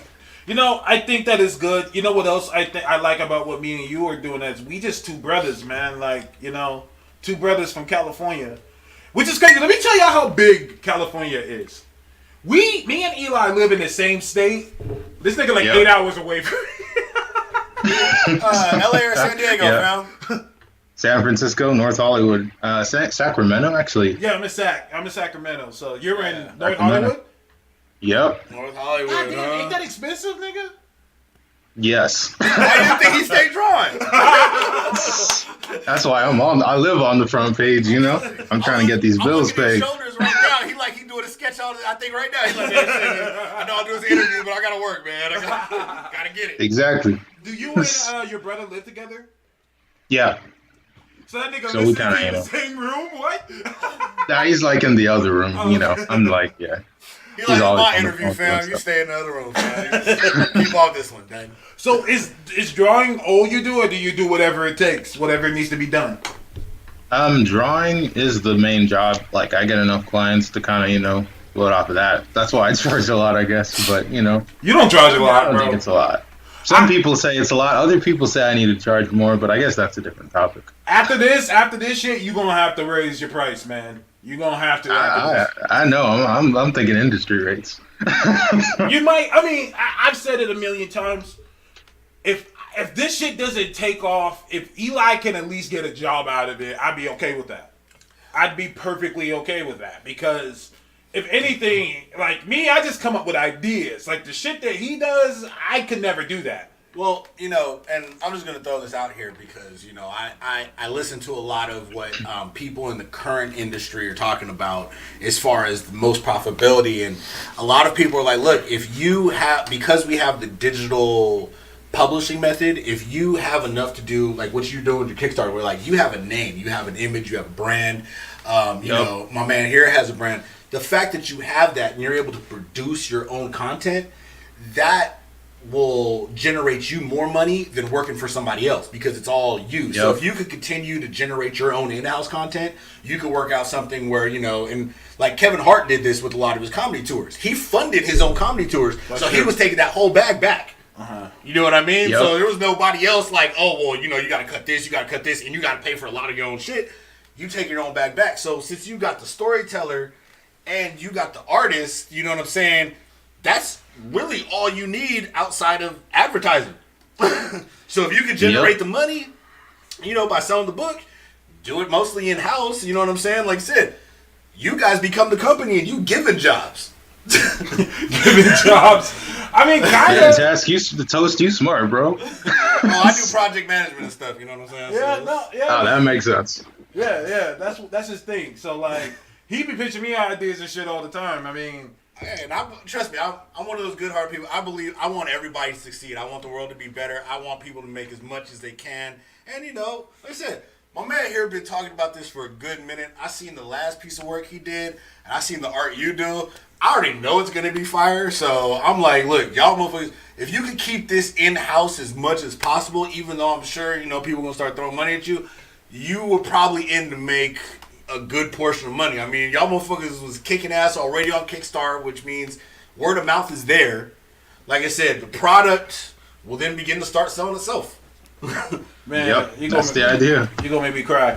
I was scared to, like, launch this shit. I was fucking nervous. Like, I was just like, I was sweating. Like, it approved everything. They told me it takes 3 days to approve it. It approved it in like an hour. And they're like, yeah, good news. You can just go ahead and go right now. I'm like, wait, whoa. Oh, shit. That was beautiful. So let me ask you, man. So is this the first book you've like, is the first book you've worked on, like as far as just partnering with somebody, or do you have other things that people could look up, other published books? No, I got like mad stuff published. Like mad stuff published. It depends. Some of it's online, some of it's physical. The last thing I did was earlier this year, a couple of months back. It's called Nightmare Detective. It's like a children's novel, and the writer for it is in New Jersey. They've got like the copies and stuff in libraries all over New Jersey now, so that book is taking off really well. Nice. Oh wow, that's dope. Okay, yeah, that's clean, man. So so if they're to look you up, what's the published name if people want to search your work out there? Elijah Isaiah Johnson, my full name. You can probably find me that way, but usually online I go by like Atlas, Art by Atlas, stuff like that. Okay, that's how I know you. So, I was just kind of curious, and, the fans want to know because, I'm sure, you're going to be getting hit up more and more, as this goes forward. And I see Task rolling his eyes already like, I need more pedals, son. I mean, listen, don't get too busy. Listen, don't get too busy. Listen, at first I was mad. Yeah, you my guy, though. You my guy. I always make time. No, you my nigga. And I always direct you to your brother, who is talented as well. Shout out to AJ. MTF, our very own MTF, was in the feed. He's gotten a lot of work through your brother as well. I always tell people who want like commissions and papers done to holler at you. I love like Toast. I like to see niggas make it, man. Like I pay it forward. Like I have no issue being like, yo, while I save up this money for him, help this young man pay his bills. You know what I'm saying? Like I have no issue with that. Like but I'm just glad to see young men like us, in this comic book industry because there's not a lot of us. Yeah. And another thing I don't like in our community, we don't help each other at all, man. That's a fact. Like I'm being real with you. Like all the people who have like promoted and like in the industry, not a one of them is black. Yeah. Except for guys. Thorne. Well, from what I know, Jeff Thorne has. I've been trying to get others. Maybe they just haven't seen it. But like a lot of other times in it, I be hitting up other people. I won't mention names. They're just like, whatever. But I just see it like if I was in their position, why wouldn't I help you?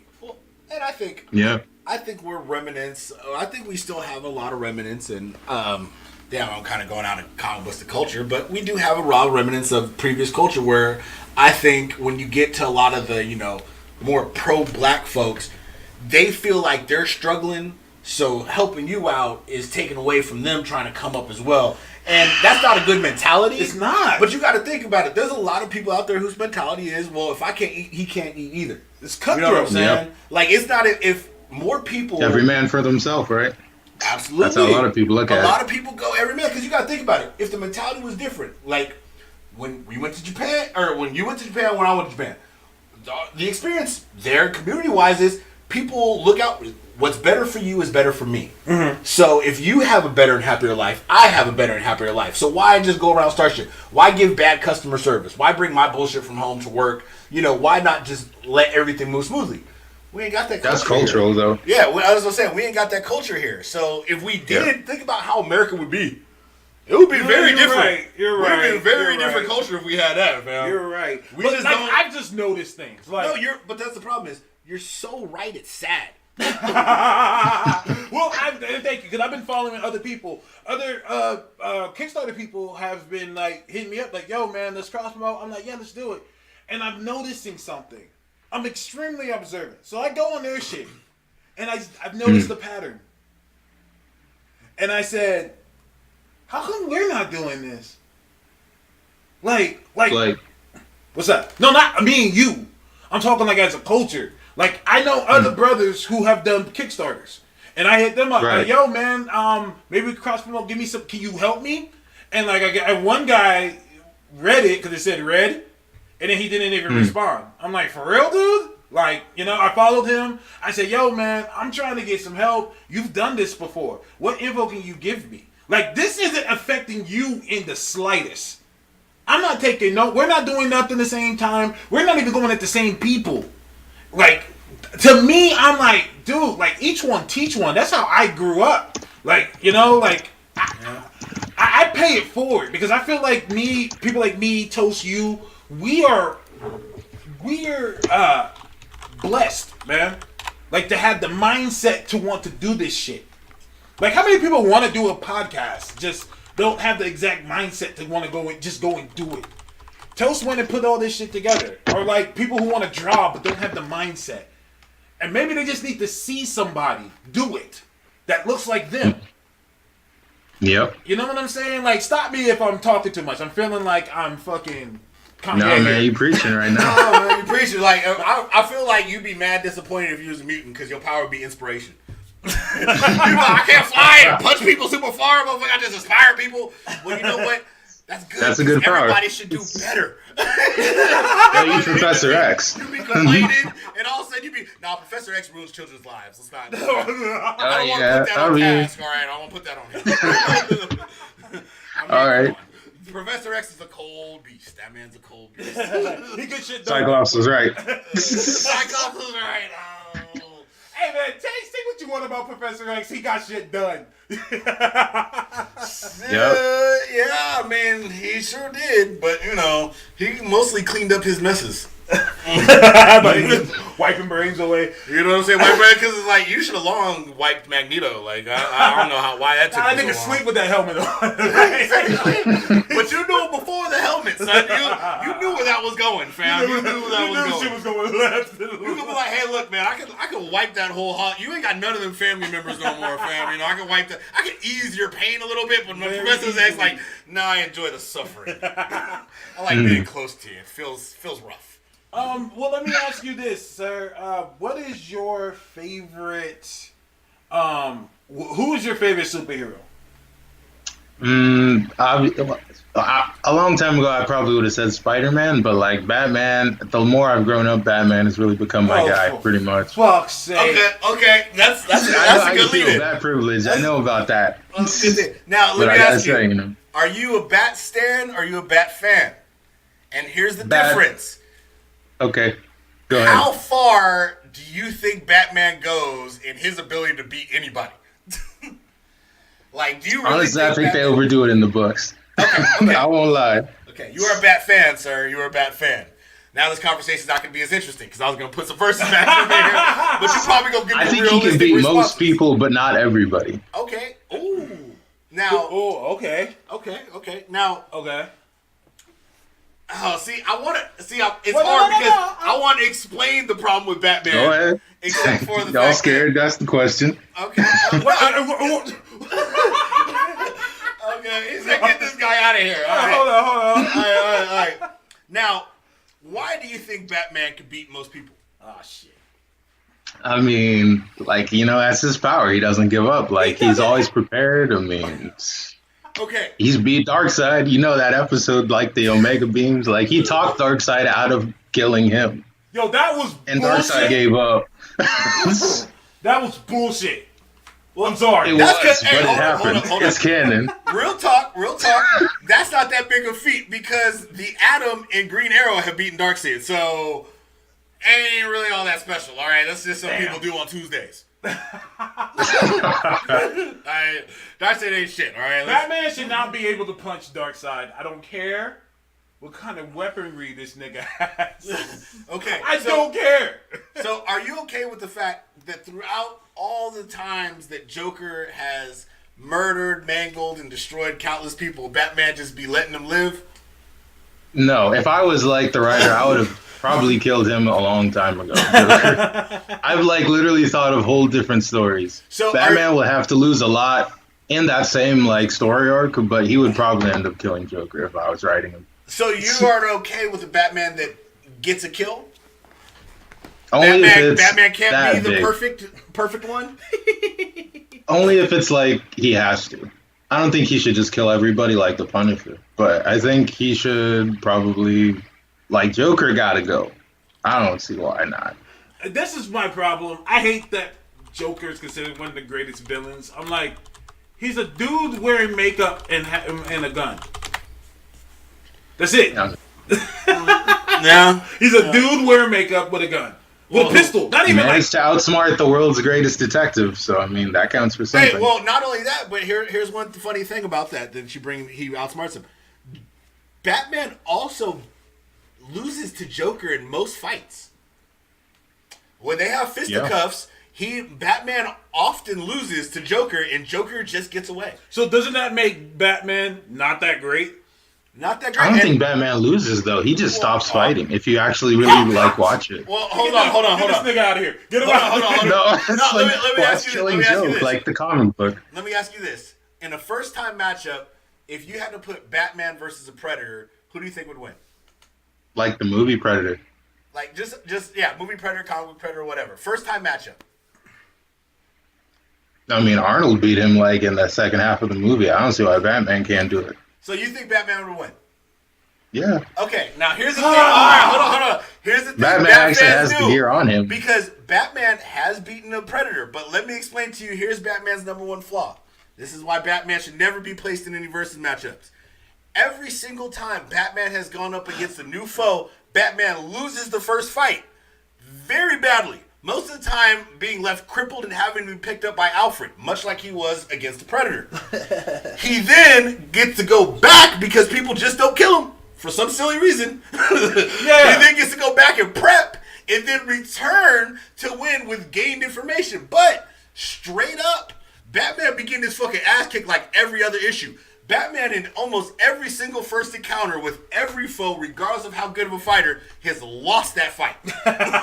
That's how they show off He his got his ass superpower, whooped by man. Riddler. That's his superpower. He gets his ass kicked and he recovers in 24 hours. That's his superpower. His superpower is just he don't get shot in the head. His superpower is rematches. If anybody just took a shot at the jawline, you know what I'm saying? Yep. He got that strong chin, That's his superpower. That's why I always say, like, when people be like, all right, we're gonna put Batman up against Galactus. You realize the first time Galactus show up, that world is 8. There ain't no coming back from that. They don't know second chances. But it'll give him time to analyze it, though. You trying to analyze it. You're like, so what's happening? Oh, nah, he eating this. This is super. He'll have a nullifier or some shit. Call the Robins. Sakura has a question. I don't know what she's talking about here. She said, this is for you, Eli. She says, Yeah. there was this leader scene on a bus that he had us guessing about. Can he tell us about that scene? Seen on a bus. Scene on a bus? I wrote it, and I don't know what she's talking about. I think she means the one in the classroom. And I was asking everyone on Twitter, what do they think is happening in that scene?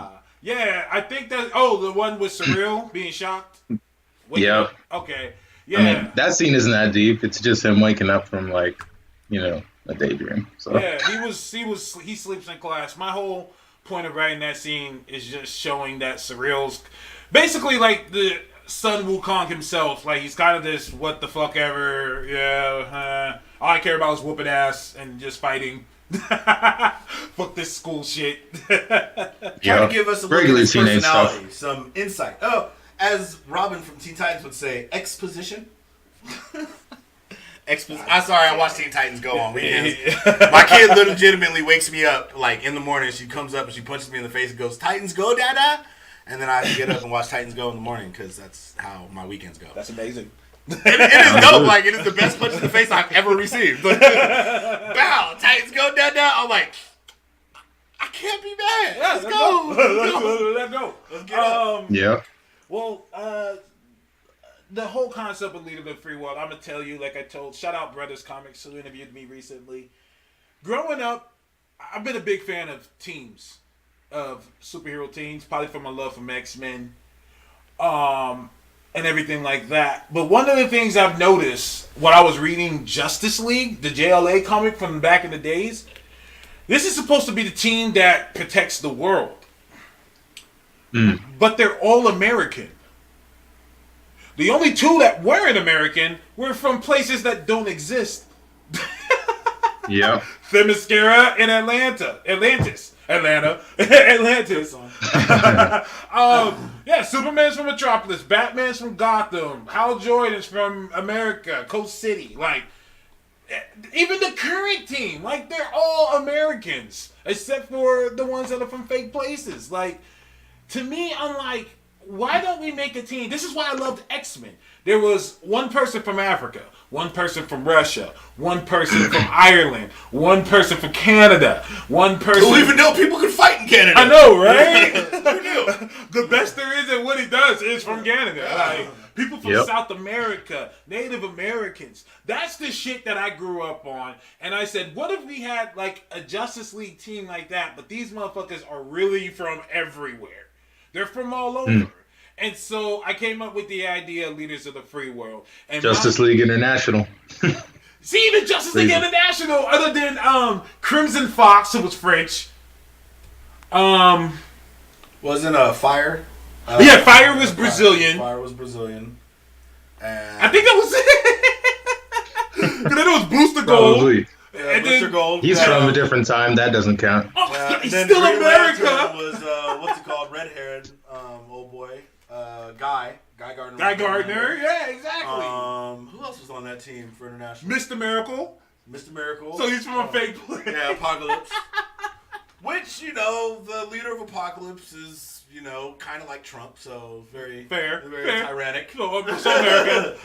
But basically, like, for example, like, Ice was from Sweden. Ice was from Sweden? Oh, okay, Yeah. word up then. So that was one way they did it, but then again, that was the joke team. Yeah, right. True. So They were the, never the Justice League. Never. But yeah, it's so like I created a team and I wanted them to be from everywhere. And like even the white person I have in my team, she's alien, but she was born out here. And just stuff like that. I just wanted a team, and this is like a representation of. It's like a celebration of superheroes for me. Like, each character to me represents a certain part of comic books in general. Like, our favorite stereotypes of superheroes. Like, for example, Surreal's the funny member of the team. He's the hothead. He's the animal one that always, like, with the tail, like the Nightcrawler, the Beast Boy. Like, they're always the lighthearted one, but he's kind of an asshole, too. Like, he's cocky and arrogant as shit. And must be really powerful. Well, here's what I'm going with Surreal. I want Surreal to, because the concept of the Monkey King is he's powerful, but I always like the idea that a character's power is based on their confidence and they don't really know how powerful they are, and because they don't take it as serious as they could. Like, it took Naruto mad episodes for him to realize, oh shit, I can fuck shit up. Oh, Naruto, baby Goku. Got you. I remember him. Ouch. Ouch. I thought you liked Naruto. No, I'm not a Naruto fan. Really?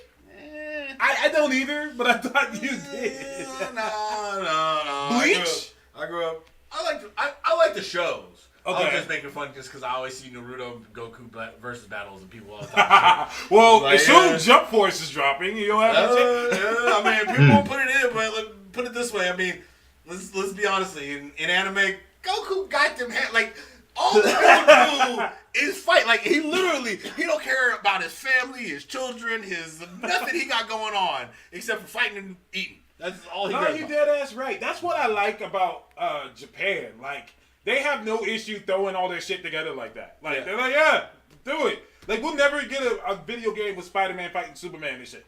That'll never happen. No. But in Japan, they're like, yeah, fuck it. Let's do it. Like I said earlier in the chat, they're down with everything. Yeah, just show us the bag. That's all they care about. How much? Yes, sir. Yes, sir. Let me ask you this, Eli. What for the art style that you've chosen for these characters? What's your inspiration? Would you say, like what made you depict the characters in the world in the fashion that you did? Well, I mean, it just kind of came to me that way. Like, I based the designs off of different references and stuff that Corey sent. So from that, I just kind of, took everybody's design. I kind of wanted to make it look modern and stuff. I kind of followed like the Marvel idea because I read an interview about that a while back. They said whatever you draw, it has to look modern and relevant to people. So I kind of tried to do that, but tried to make it look, a bit like something I would like to draw or wear or something like that. Like Surreal's clothing, for example. Most of the stuff he wears is actually stuff I own, besides from the hip hop T-shirts. So yeah, it's kind of like I looked at it like that. Nice. Yeah, when I pitched it to him, I told to him like that also enforces how Surreal doesn't take this seriously. He doesn't even wear a costume. Like he just throws clothes on. And I was like, you don't have like a suit or nothing? He's like, the fuck? All right. So here's just a free money making idea for you down the line, because you're already an artist and fashion designers and people like to sketch. As your book takes off, you should design not just things you wear for your boy Surreal, but things that you would be interested in wearing. And kind of, maybe even tailor that in with ideas that he has. And then you can also pitch that to different fashion designers and, have your own street look. And then, art by Eli also becomes fashion by Eli. And you just kick me like 10%. I like how you slid that in Sounds there. like a great idea. Oh, yeah, no. If anybody really wants ideas and just wants to kick me a percentage, I can. That's easy for me to do. I know how to make people money. That's all. That's just. Gotta surround yourself with the smart people. Yeah, if I was rich and I just had money out there, then I would be filthy rich, because being able to invest and having the money is is golden. But that's not a bad idea. Just throwing that out there because if you ever watch like any Project Runway shows, and I don't avidly watch that, but I do got a lady. But you got a lady. Yeah, I mean that's all they do is they sit down, they sketch, they kind of write out ideas, and if you're already sketching for books and things of that nature, you are technically creating ideas. You create styles. If you have he also designed shirts that you have that freedom with. He also designed Yes, shirts. I do. don't know if you know that. Oh, there you go. I thought you knew that. That's Oh no, I didn't know. I did not know that. Well, there I you wasn't go. gonna bring it up because we're trying to do the book thing right now. I didn't want to like cross promote or something you like that. better cross promote. No, this is advertise yourself, Phil. You gotta understand. I mean, I just I didn't want to take up the book's time. We here to interview you as a person. So what you do, promote yourself, brother.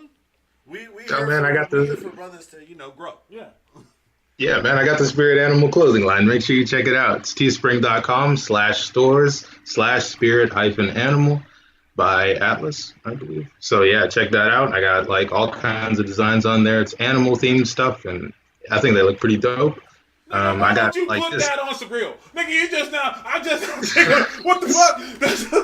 I only came up with it like 2 months ago, Blake. I can do that for the pages we come up like Yeah, from here on out, we can dress them up. That if might you be want. the move. Well, I was down in Oakland over the past weekend the other day, and this is gonna sound really odd just because I like to put things together. But out there is a shop called Dope Era owned by Mr. Fab, and they have like these Okanda T-shirts. I was thinking, and it'd probably be dope because I like saw your you art posted style. that on Twitter. Yeah. Because I like your art style, it would be dope if there was a drawing of Shiri with a little black girl handing a like a book or some like new technology or like showing like a digital book and had like Okanda University over it. And because they have that little because they have a Dope Era store, then the little Dope Era logo below. But I was thinking that would be a dope shirt based on like the Okanda kind of branding that they're looking to do. And then I like your art style, so I would picture like Shiri handing like a little, almost like a hologram of like like a book or something like that, like a digital kind of educational kind of thing to a little black girl with the Okanda University, written out over it, and like that would be a dope shirt. You know what I'm saying? Especially before the Christmas season. I feel like I'm on Shark Tank. Okay. You got a lot of good ideas running around here. Apologize. Like, This is how my mind works. I'm sorry. He's more business savvy than I am, and that's one of the things I like to push on this show. And people get mad at me, and mostly me because I'm more vocal about it on Twitter. But I talk business. I talk business a lot because I can separate my fandom from business. A lot of people have trouble with that.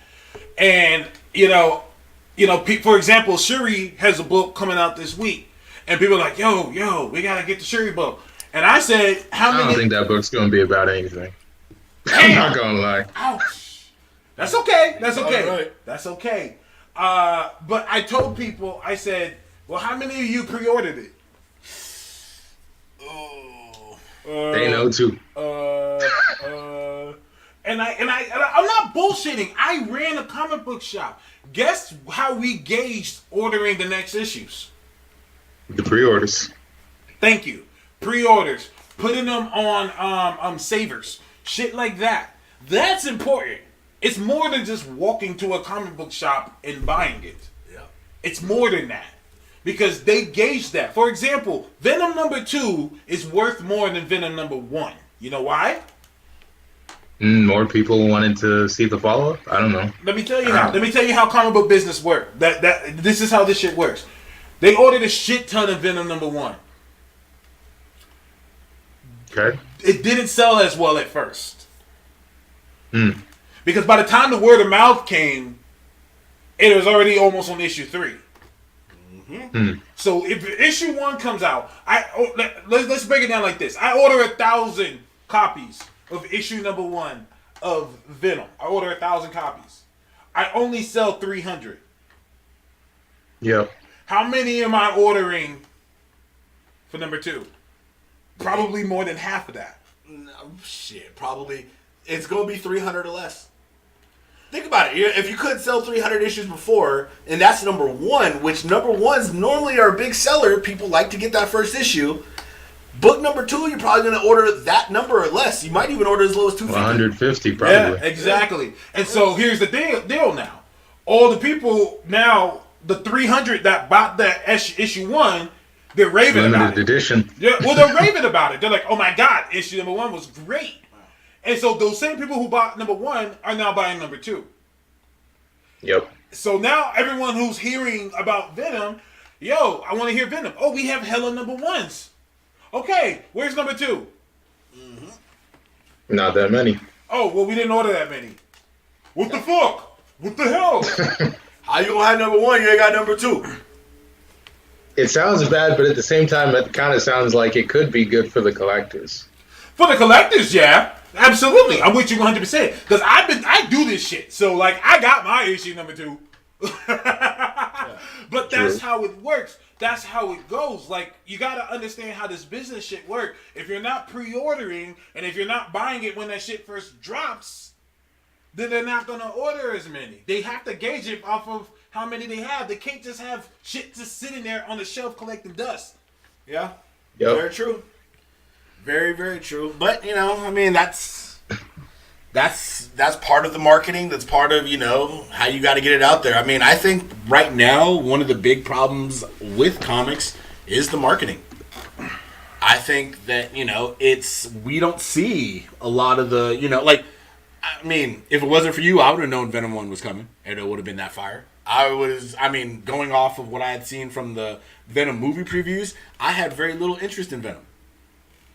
Yeah, same here. Very little interest. Is the new book about like the movie version, or is it just the regular comic version? It took like everything we know about Venom and threw that shit out the window and just said, "No, it's like this now." Yeah, it's amazing. I'm not trying to buy that book, man. Well, it's almost I want that Eddie Brock. No, it's Eddie Brock. Eddie Brock's back. It is Eddie Brock. They're talking about, he means like everything that they've done with Eddie Brock over time, like that whole Agent of Venom, all that bullshit's been thrown out. So all the in-between shit. So basically you're like almost back to like Lethal Protector level Venom. Yeah, and you learn more about the symbiote than like you ever heard. Like, for example, he meets this guy who also has a symbiote, and he says, "Do you even know your symbiote's name?" Eddie Brock is like, "He has a name?" And like you find out there's a god symbiote that like created them, and like he made it more intergalactic. Like he introduced all these new things, and Miles Morales shows up, so that's pretty cool as well. I might check it for that. Miles is my guy. Yeah, no, it's a much better Venom book than we've got for years, and it's kind of weird that with the Venom movie, it's kind of like this shit just didn't line up. It's almost like Marvel was like, "Yeah, Sony, go ahead and make what you want to make. We're gonna go. We're gonna. Just don't even worry about it. Just go ahead and do what you kind of do." Did you see the Venom movie? Not yet. I've been kind of busy lately with all this, promotion. I'm still got some other stuff I'm working. I'll put it to you this way: stay busy. Do. You're not busy. You're good. You're good. Okay. Just keep making that money, sir. Just keep making that money. Don't even waste your time. We have some questions here. I think you're looking at them right now on Twitter, real quick. Actually. Ariel K says, "Do you have any strategies when it comes to designing characters and making their look fit their writing?" Like I said earlier, I just, for the designs for the main guys, I just kind of fit them to what, you told me. But some of them I kind of took in a different direction. Like with Dr. Seance, you showed me the picture of, I think, there was a guy from Hellboy, I think, that you showed me a photo of. I showed you a picture of one of the judges, or what they call the judges from The Negation. Oh, yeah. Yeah, The Negation. Yeah, hey, look at that. I literally got Negation right here, man. Listen to me, motherfuckers. Hey. I want y'all niggas to listen to me. You need to read Negation. Remember how I told everyone to read Invincible? This is the man right here. Hey, This is the man right here. One of the greatest black characters in existence. Yep. Tracy Irvin knows what's up. Tracy Irvin knows what's up. Obergon Kane. Yes, Obergon. Looks good. Kaiju saying the same thing. Yes, you do. Negation. That's also where I got the idea for. Which judge did you send them? The main one, the one that killed them all right when he showed up. Oh, yeah, okay. I forgot how to say his name. Yeah, I think he's. This not guy. yet. You talking about him, right? Yeah. That's why I said. You see the I'm hands? just looking for his main. Yeah, trying to see like a picture of him. Yeah. Yeah, I sent him a picture of that, and I said something like that, but very, very. There we go. That's a good one right there. Yeah, Lawbringer Q. Lawbringers. Q's. Yeah, he was a Lawbringer QZTR. It's like Quixer, yeah. That was a picture I sent him. And I said, yo, I want something kind of like that, but kind of scary. Yeah, so you can see literally like side-by-side picture. You can see where the concept came from and then the original drawing that came from it. Yep. I said, I want Yeah. something scary, something like Hellfire-ish. I did not tell him to pretty much have his whole lower torso be smoke. I did that just because I thought that was kind of like heavy metal, you know what I'm saying? Like those old album covers. Yeah. like the Frazetta covers that he does. He always used to do like old music covers. I don't know if you guys know about that. Oh yeah, Frank Frazetta. Yeah, he did a lot of the Conan stuff as well. Yep, and he made those look really kind of scary, and they looked awesome. So I kind of wanted something that had that same visual impact. So we've got like a ram head, and like the guy's lower body is all on fire and stuff. I thought that would just look crazy, dude. So I kind of paired the two together. It looks good. It looks interesting. I like it. I mean, it looks unique, and that's what I appreciate about the team. I would say You know, I'm somebody who really likes the idea of something that looks, I don't know, original. And People really like that design too. Dr. Seance. That one like got fan art before the girls even on the team, and I was surprised. You by were that. disappointed in that. You're like, man, I thought that they liked the girls more. Yeah, man. You know how the internet is. the girls is cool and all, but like I said, I mean, Dr. Seance looks like original. Like you said, like he's like, I mean, the dude's he's like a Ghost Rider cannonball. Like, what the fuck, bro? He's like Ghost Rider mated with cannonball and then, like, learned all the techniques of Doctor Strange and shit. Like, it looks clean. That is epic. That sounds epic. I mean, right? That's dope. And, you know, I mean, don't get me wrong. The girls look, like, cool, but, you know, you can kind of tie them into, like, I mean, well, you know, you got, what's her name? Moonshine right here, who looks like, what's her name? I'm trying to think of the other person at the same time. Apollo? No. Rogue? Apollo. Cause that was the biggest influence. I'm influenced by 90s, the coat over the spandex era. That's my era. So I told him to design Moonshine like that because that look for Rogue is amazing for me. I love the leather over the spandex. Yeah, true. And Marvel's not using it anymore, so hey. So fuck it, right? That's true. Yeah. Good point. It's a good point. Sekra said Moonshine is my favorite. Yeah, I forget what the character's name I think she looks like. But I don't know, they don't look as unique as Seance. Like, Seance looks like something like, what the fuck? Like, when you I look think at it's like Seance... because they're like superhero designs, but he's not really like a superhero design. Exactly. Like, he's like an interesting horror design. And then, like you said, what you did with the lower half of the torso, like, it feels almost like you concentrate on the image twice. Like, you look at him and you look at his face with the ram horns, like you said, and it draws you up there. So then when you look at the whole lower half, you get a whole different what the fuck. So, like, you start at the top with the what the fuck, and you're like, damn, that's kind of... You look down, you're like, hold on. Why the motherfucker got no legs? There's a lot happening, yeah. Yeah, and that's cool. Like I said, it's a very interesting look, and it works. Well, when I pitched the idea of Dr. Seance, the whole concept of him is that he is a former villain. Actually, he's still a villain, but his motives go along with the team for now. I just have this great moment where I wrote where basically the team is like, "So you're gonna turn on us, huh?" And he's like, "What makes you say that?" And they're like, "Dude, you're gonna turn on us. What are we supposed to do when you turn on us?" And he just said, "Well, guess we'll have to find out." Like, that's basically where he's at with it. Yeah. like that whole moment that they know that at any moment he could just take them out. Like, it's kind of like scary. You know what I'm saying? But Task, I have a question for you about that. Speaking of villains, Talk to me. like, do we have a supervillain yet? Do we have a For the main, like the arch and the arch nemesis for the whole team? The arch nemesis is going to be the godsend. Basically, in my comic, just for those who don't know, I've said it, but I'll say it again.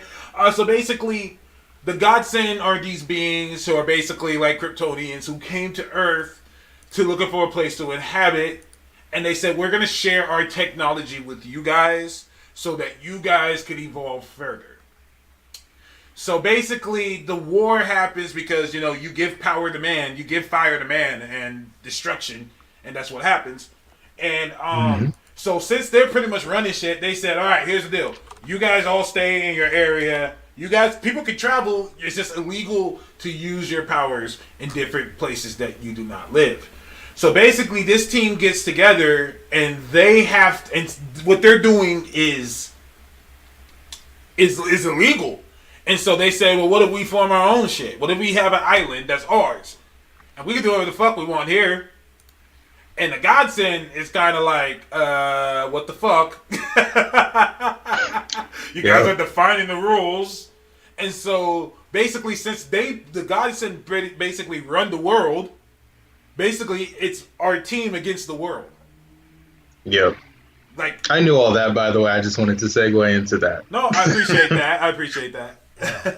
But yeah, like, it's our team versus the world. And basically, that's why Dr. Seance is on the team. Because Dr. Seance is like, wow, they're just taking out other heroes. They're making my job easy. So I'm gonna roll with y'all. A genius. Yeah, he's just like, yeah. And the team doesn't like him. But they realize it really is just us against everybody. We need as much help as we can get. So they have him on the team. He's just there, like, and everyone's like, dude, that guy is on your team. He's like, yeah, well, he helps out. Yeah. Everybody has a job to do. Everybody has a job to do. And Should we hit more of these Twitter questions? Got a couple, actually. is there a couple more? Let's see. Randy wants to know, if you had a mainstream comic company knock on your door tomorrow to do art for a new upcoming title, which company would you prefer and which character? I mean, I don't want to say Batman again. I was gonna say, but... just say Batman, nigga. Like, you know. I mean, yeah, Batman. Okay, if it wasn't Batman, Spider-Man. If not Spider-Man, I think I would like to do a Venom book. Actually, I really have fun drawing Venom more than Spider-Man. You have a really good Venom versus Spider-Man. That was one of the first things I saw. I saw the other stuff he did too, but that was the one that was like, all right, I gotta get this nigga. I gotta holler at him. That's actually like a series I'm trying to do. I did 2 of them. I want to do a 3rd one and like make it a trilogy. But I have the idea. I just don't have the time to draw it. Understandable. Yeah. So yeah. So I'll make sure to let him know that's the answer for that one. Let me see what else we have here. Have you seen Venom? You haven't seen Venom. No. Okay. Someone was asking about that. I'll answer this. He said, after seeing Venom in the box office, do you think Disney will allow him to join the MCU? Disney wants him, but at least not the way that he is. Not the Sony version. They'd make their own. Yeah, you won't get that Venom. You ain't gonna get Tom Hardy. Yeah. You're not gonna get that character. You're not gonna. If There's they no kill point. him off in the Sony thing or something, or the contract expires, Disney will snatch him. No problem. There's very little point or reasoning for them to add Venom to Peter at this point. at this point, It's still too early. Marvel wants Venom, but they don't need him. Yeah. They don't need him, and that's sad because I want Venom on MCU with Tom Holland. I want that, but I don't think I'm gonna get it, especially after how well Venom did. And people are like trying to rub it in my face. Ha ha! Look at how well Venom did. I'm like, I never said it wasn't gonna make money. Like, I never said that. Venom has a fan base. Venom is not a new character. He's been around. And Yep. This is also, people forget, this isn't his first movie. Yeah, well, he was in, Spider-Man 3. Exactly, which did very well. Like, Venom. I don't know if that was Venom. Okay, no, shoot. Oh wait, you haven't seen the movie yet, so never mind. Well, Okay. I mean, and let's be honest. I mean, like you said, we didn't say the movie was going to make money. I mean, plenty of bad comic book movies make plenty of money. I mean, I don't see too many people out there saying Suicide Squad was good. Let's see. I don't see how much. Suicide Squad was fire. Really? What? Yes. Y'all learning all this shit about you that I wish I didn't. The hell? So, you mean like fire? Suicide Squad was good, though. Like what part? Like, I mean, look, you can't go into a DC movie expecting a Marvel experience. Oh, they have stop like it. a different bar. Stop I'm it. saying the bar is different. The bar that was great for a DC movie. Well, but okay, and see, we automatically differ on that. But that movie alone made $746 million. Yeah, it made money. That's a lot. Like I tell It people, made hella good amount of money. I tell people, stop saying that DC is unsuccessful. Yeah. That's not the word. They need better ratings, sure, but they make money. and let's be honest, and I can be 100% honest with this. All these comic book movies will always make a pretty good amount of money thanks to Batman and Christopher Nolan. Those movies, Batman, Christopher Nolan delivered the comic book concept as a billion-dollar possibility. And since that point, people will go see it. People understand these could be quality movies. Marvel was able to successfully redeliver a different formula with Iron Man. And through that, we've gotten some hits and some misses, but they've proved that comic book movies are a genre. So, in reality, and I think this Venom kind of proves this, you don't have to have it be a good movie. And I wish you'd seen it because then we could talk a little bit more about it because there's some serious shiznit. Just like, but then again, if you like Suicide Squad, you might not see it that way. I think he's gonna love Venom. Remember, the fire god I died think to a I would bomb. like Venom. I think I would like it, but I don't know. Yeah. What'd you- Keep oh, in yeah. mind, your Suicide Squad fire god, he died to a bomb. And not only that, he didn't even die to the impact of the bomb because the bomb was detonated from under the street. So he legitimately died to basically the fire that came up through. And not only that, they killed the other dude who literally was able to rip subway trains coming in at full speed with one hand. So Suicide Squad has some flaws. And don't even get me started on the Enchantress change halfway through the movie for no reason. When she looked dope as fuck when she came out of the ring, and then all of a sudden they made her like a Disney movie. Ass.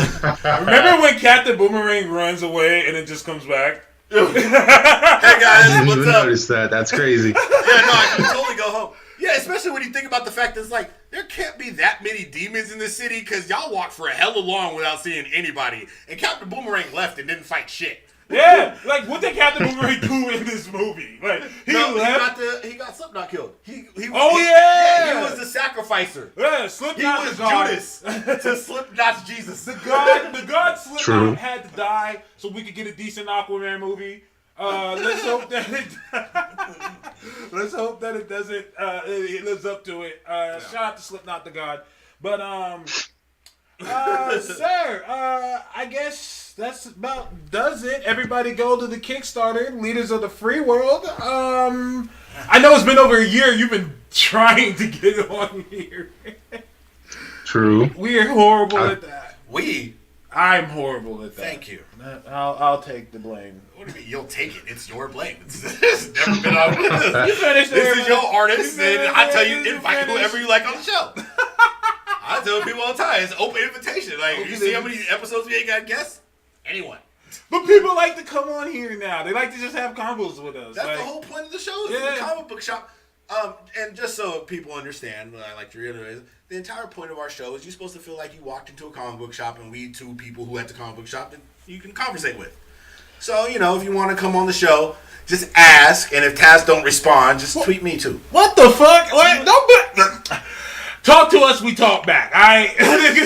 Talk to us. It still blows me Even away. if half of it's on CPT time. That's Corey Pruitt time. Corey Pruitt time. He Not defines color it. people time. Corey Pruitt time. This is crazy because I'm a colored person, so it kind of works together. I'm dark as fuck. Yeah. It still blows me away to this day when people say, "Wow, Tash, you actually responded to me."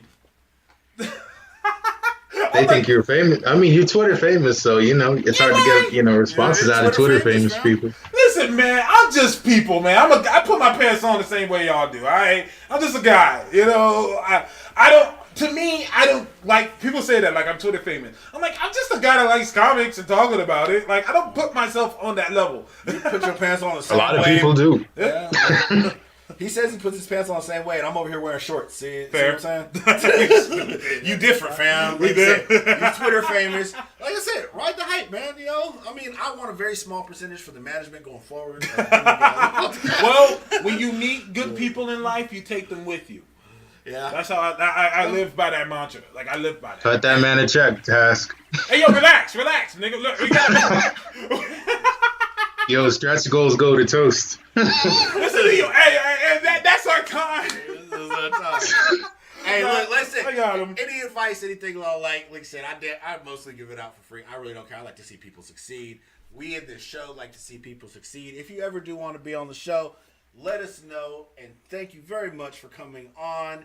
Check out Art by Atlas. Google the man.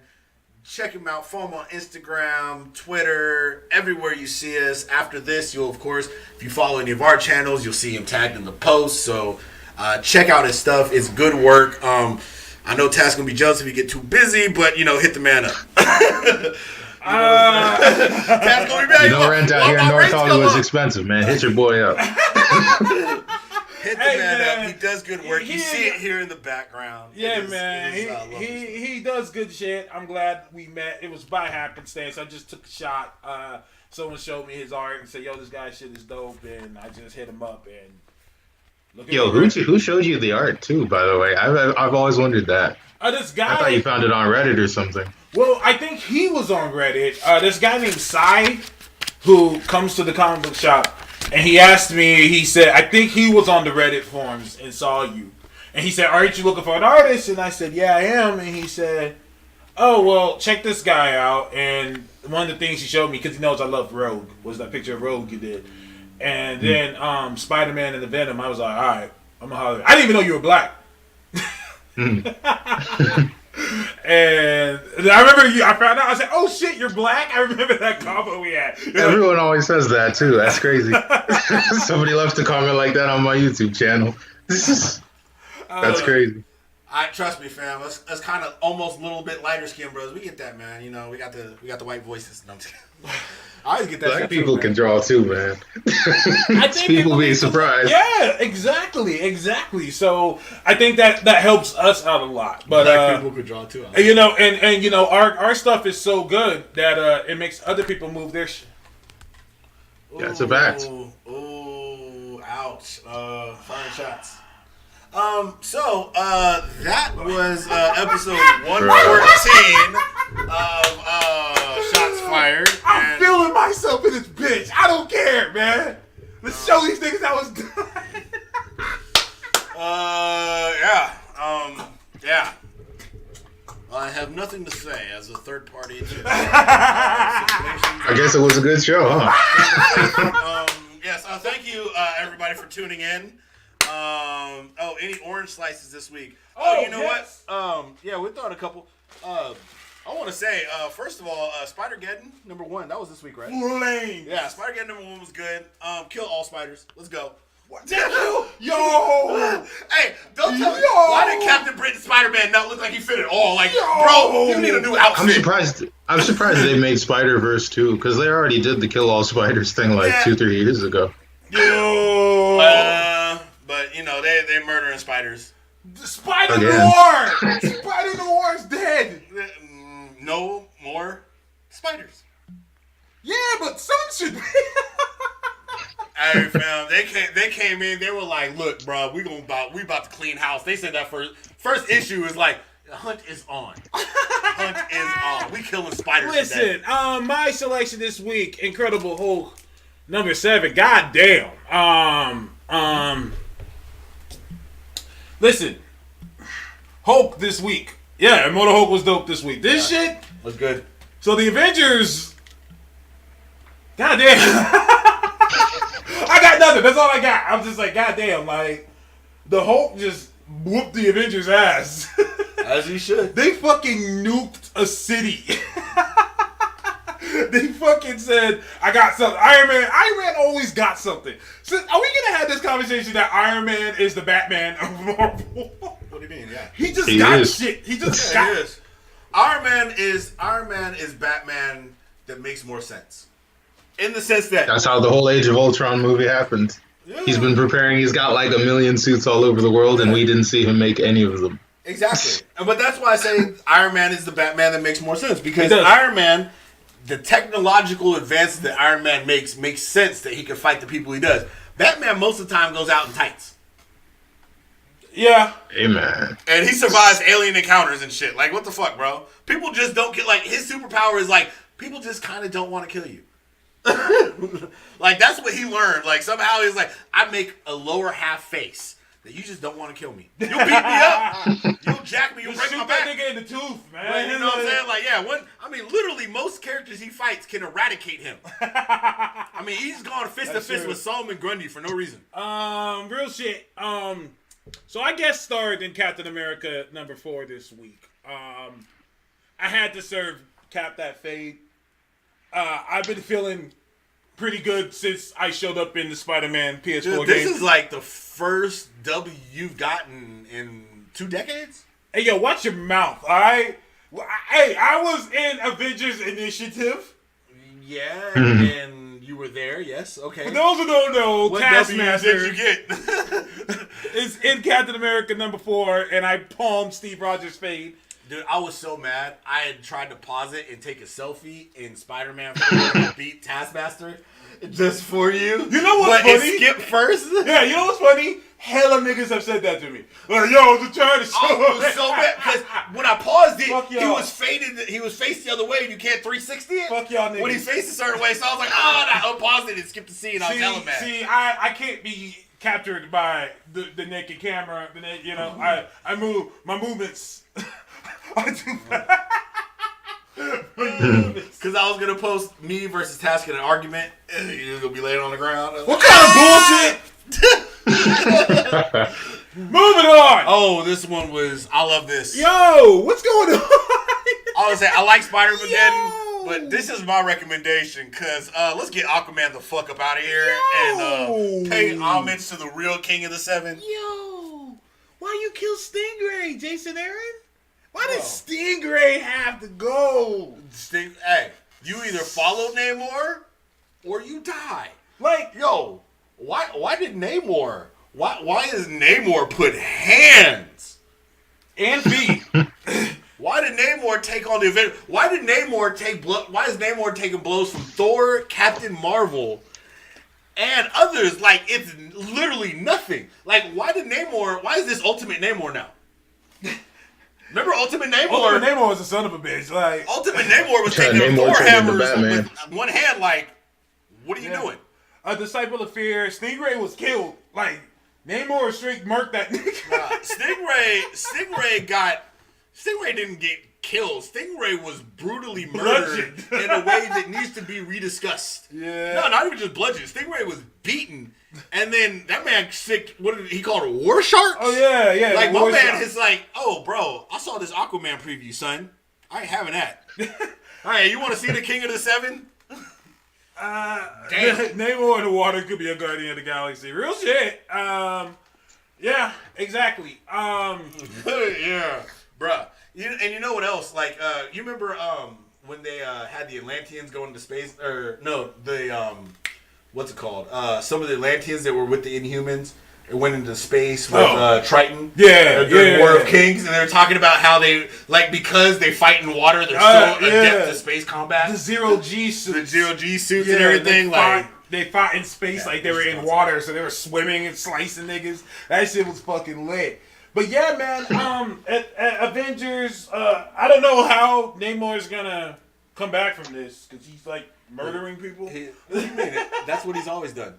Has he murdered people before? Yeah, he's gone to war against the surface world countless times and literally caused tsunamis and murdered people. He killed Wakanda. Oh yeah, when he was in the penis force. I mean, come on, you black, you should know this is the enemy of our people.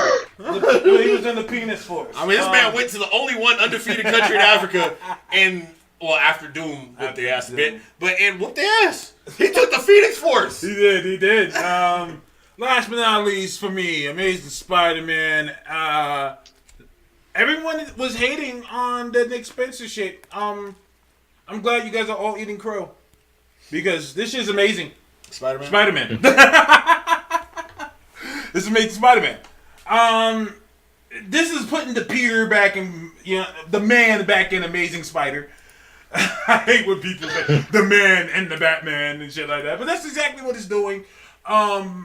This has just been a delight to read, and that's my picks for the week. Anyways, sir, I want to thank you for joining us. Thank you for having me. Oh, can you do some art of some orange slices and just make it kind of cool? Sure. Yeah, just shoot Tasker price. He'll pay it. You're good. Thanks, man. Appreciate it. Hey, great show. Thank you for coming on. That's art by Atlas right up here. You know what I'm saying? They're gonna bring us some orange slices. And, but yeah, no, check them out. Art by Atlas. This man Eli, the artist Flames. Check out Leaders of the Free World or Freeworld Comic. Freeworld Comic. At Freeworld Comic. Check out the Kickstarter. Throw these gentlemen some support. And, we're in store for great things. Hey, thank you, sir. Man, like I said, this is history. This is the first time me and him actually, talked with our voices. Yeah. Yeah. We just sent a million texts and messages, but...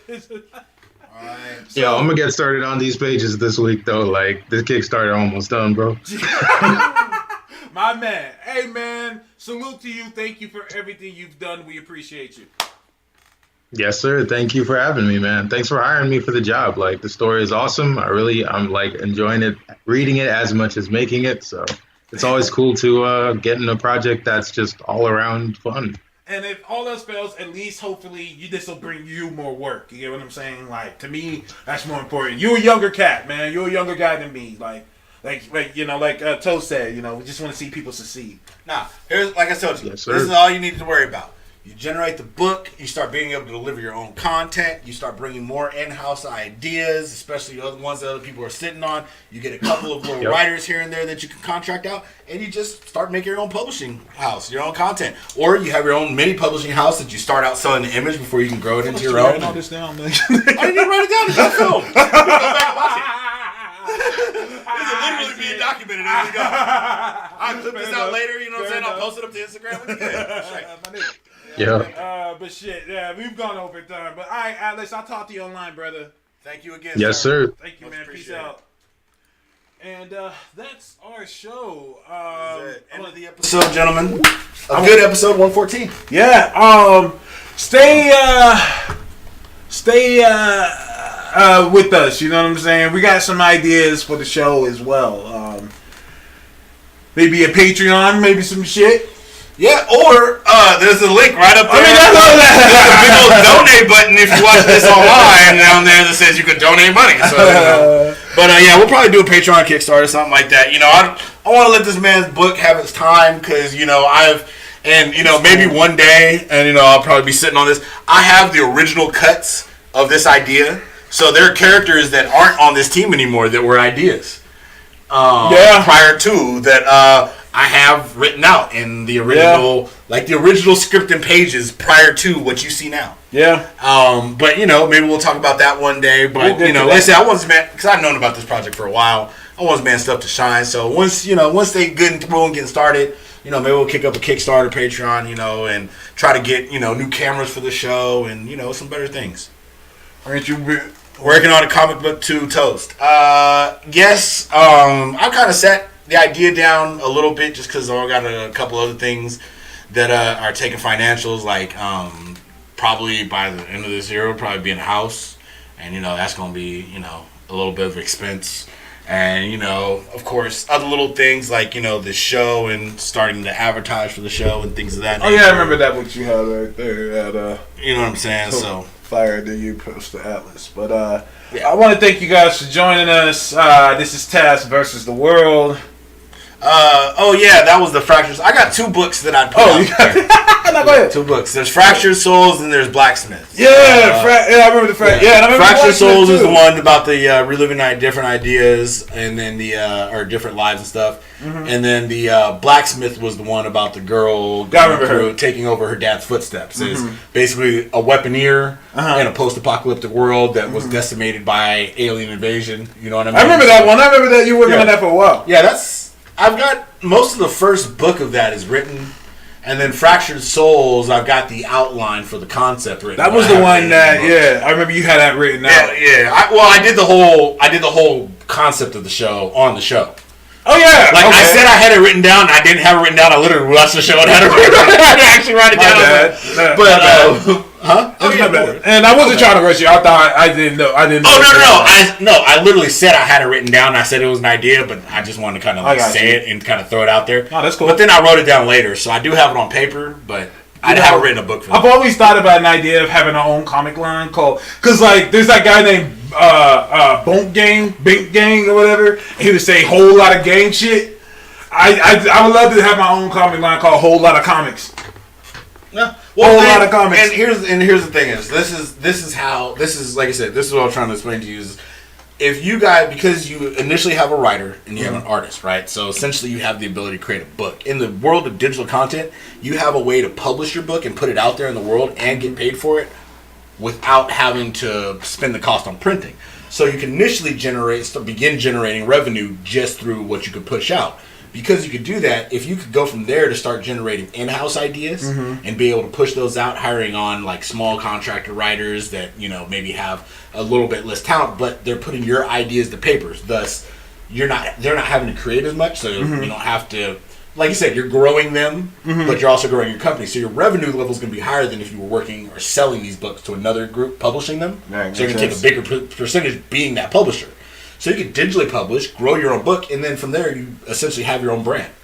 And you just bring forward ideas from your own table. Yeah. And then, you know what I'm saying? Then he's able to hire artists who he's able to vet because you have somebody, who's able to be like your, director of the whole thing. Like, I know where I want the different universe. I know what good books look like. And then he's the artist side of, I have an eye for artistic talent. And essentially from there, you grow your company out. But, like I said, I'll be there to advise. I'll help you out. I'm absorbing all this like a sponge. Yeah. But I got you, bro. Just as you guys go forward, I will gladly help along. You know what I'm saying? Because like I said, especially with you, as you grow, this show grows. As the show grows, and we grow. The overall brand concepts grow. Everybody's individual brand grows, and like you said, that's how Black people grow. And that's what I go back to what I said earlier. And if I could give anyone advice on this show based off of what today's episode, when you meet good people in this world, you take them with you. Yep. You don't use them as stepping stones and move forward. You know what I'm saying? And be like, yeah, whatever. Like, you take people with you. This is what the Chinese do. This is what the Japanese people do. This is what Filipino people do. All these other cultures, they take their people with them. Yep. We're stronger together than we are apart. Exactly. And that's something I was saying earlier. Like, us brothers, we don't do that shit. And it's whack. But anyways, I want to thank you guys for having us. Thank you for tuning in to one of the longest episodes we've had in a long time. This is episode 114. It's your boy Phony Toast. Toast is with the most. Taz versus the world. See y'all on Twitter and on Kickstarter, nigga. It's just the beginning. Let's go. Peace out, y'all. Peace.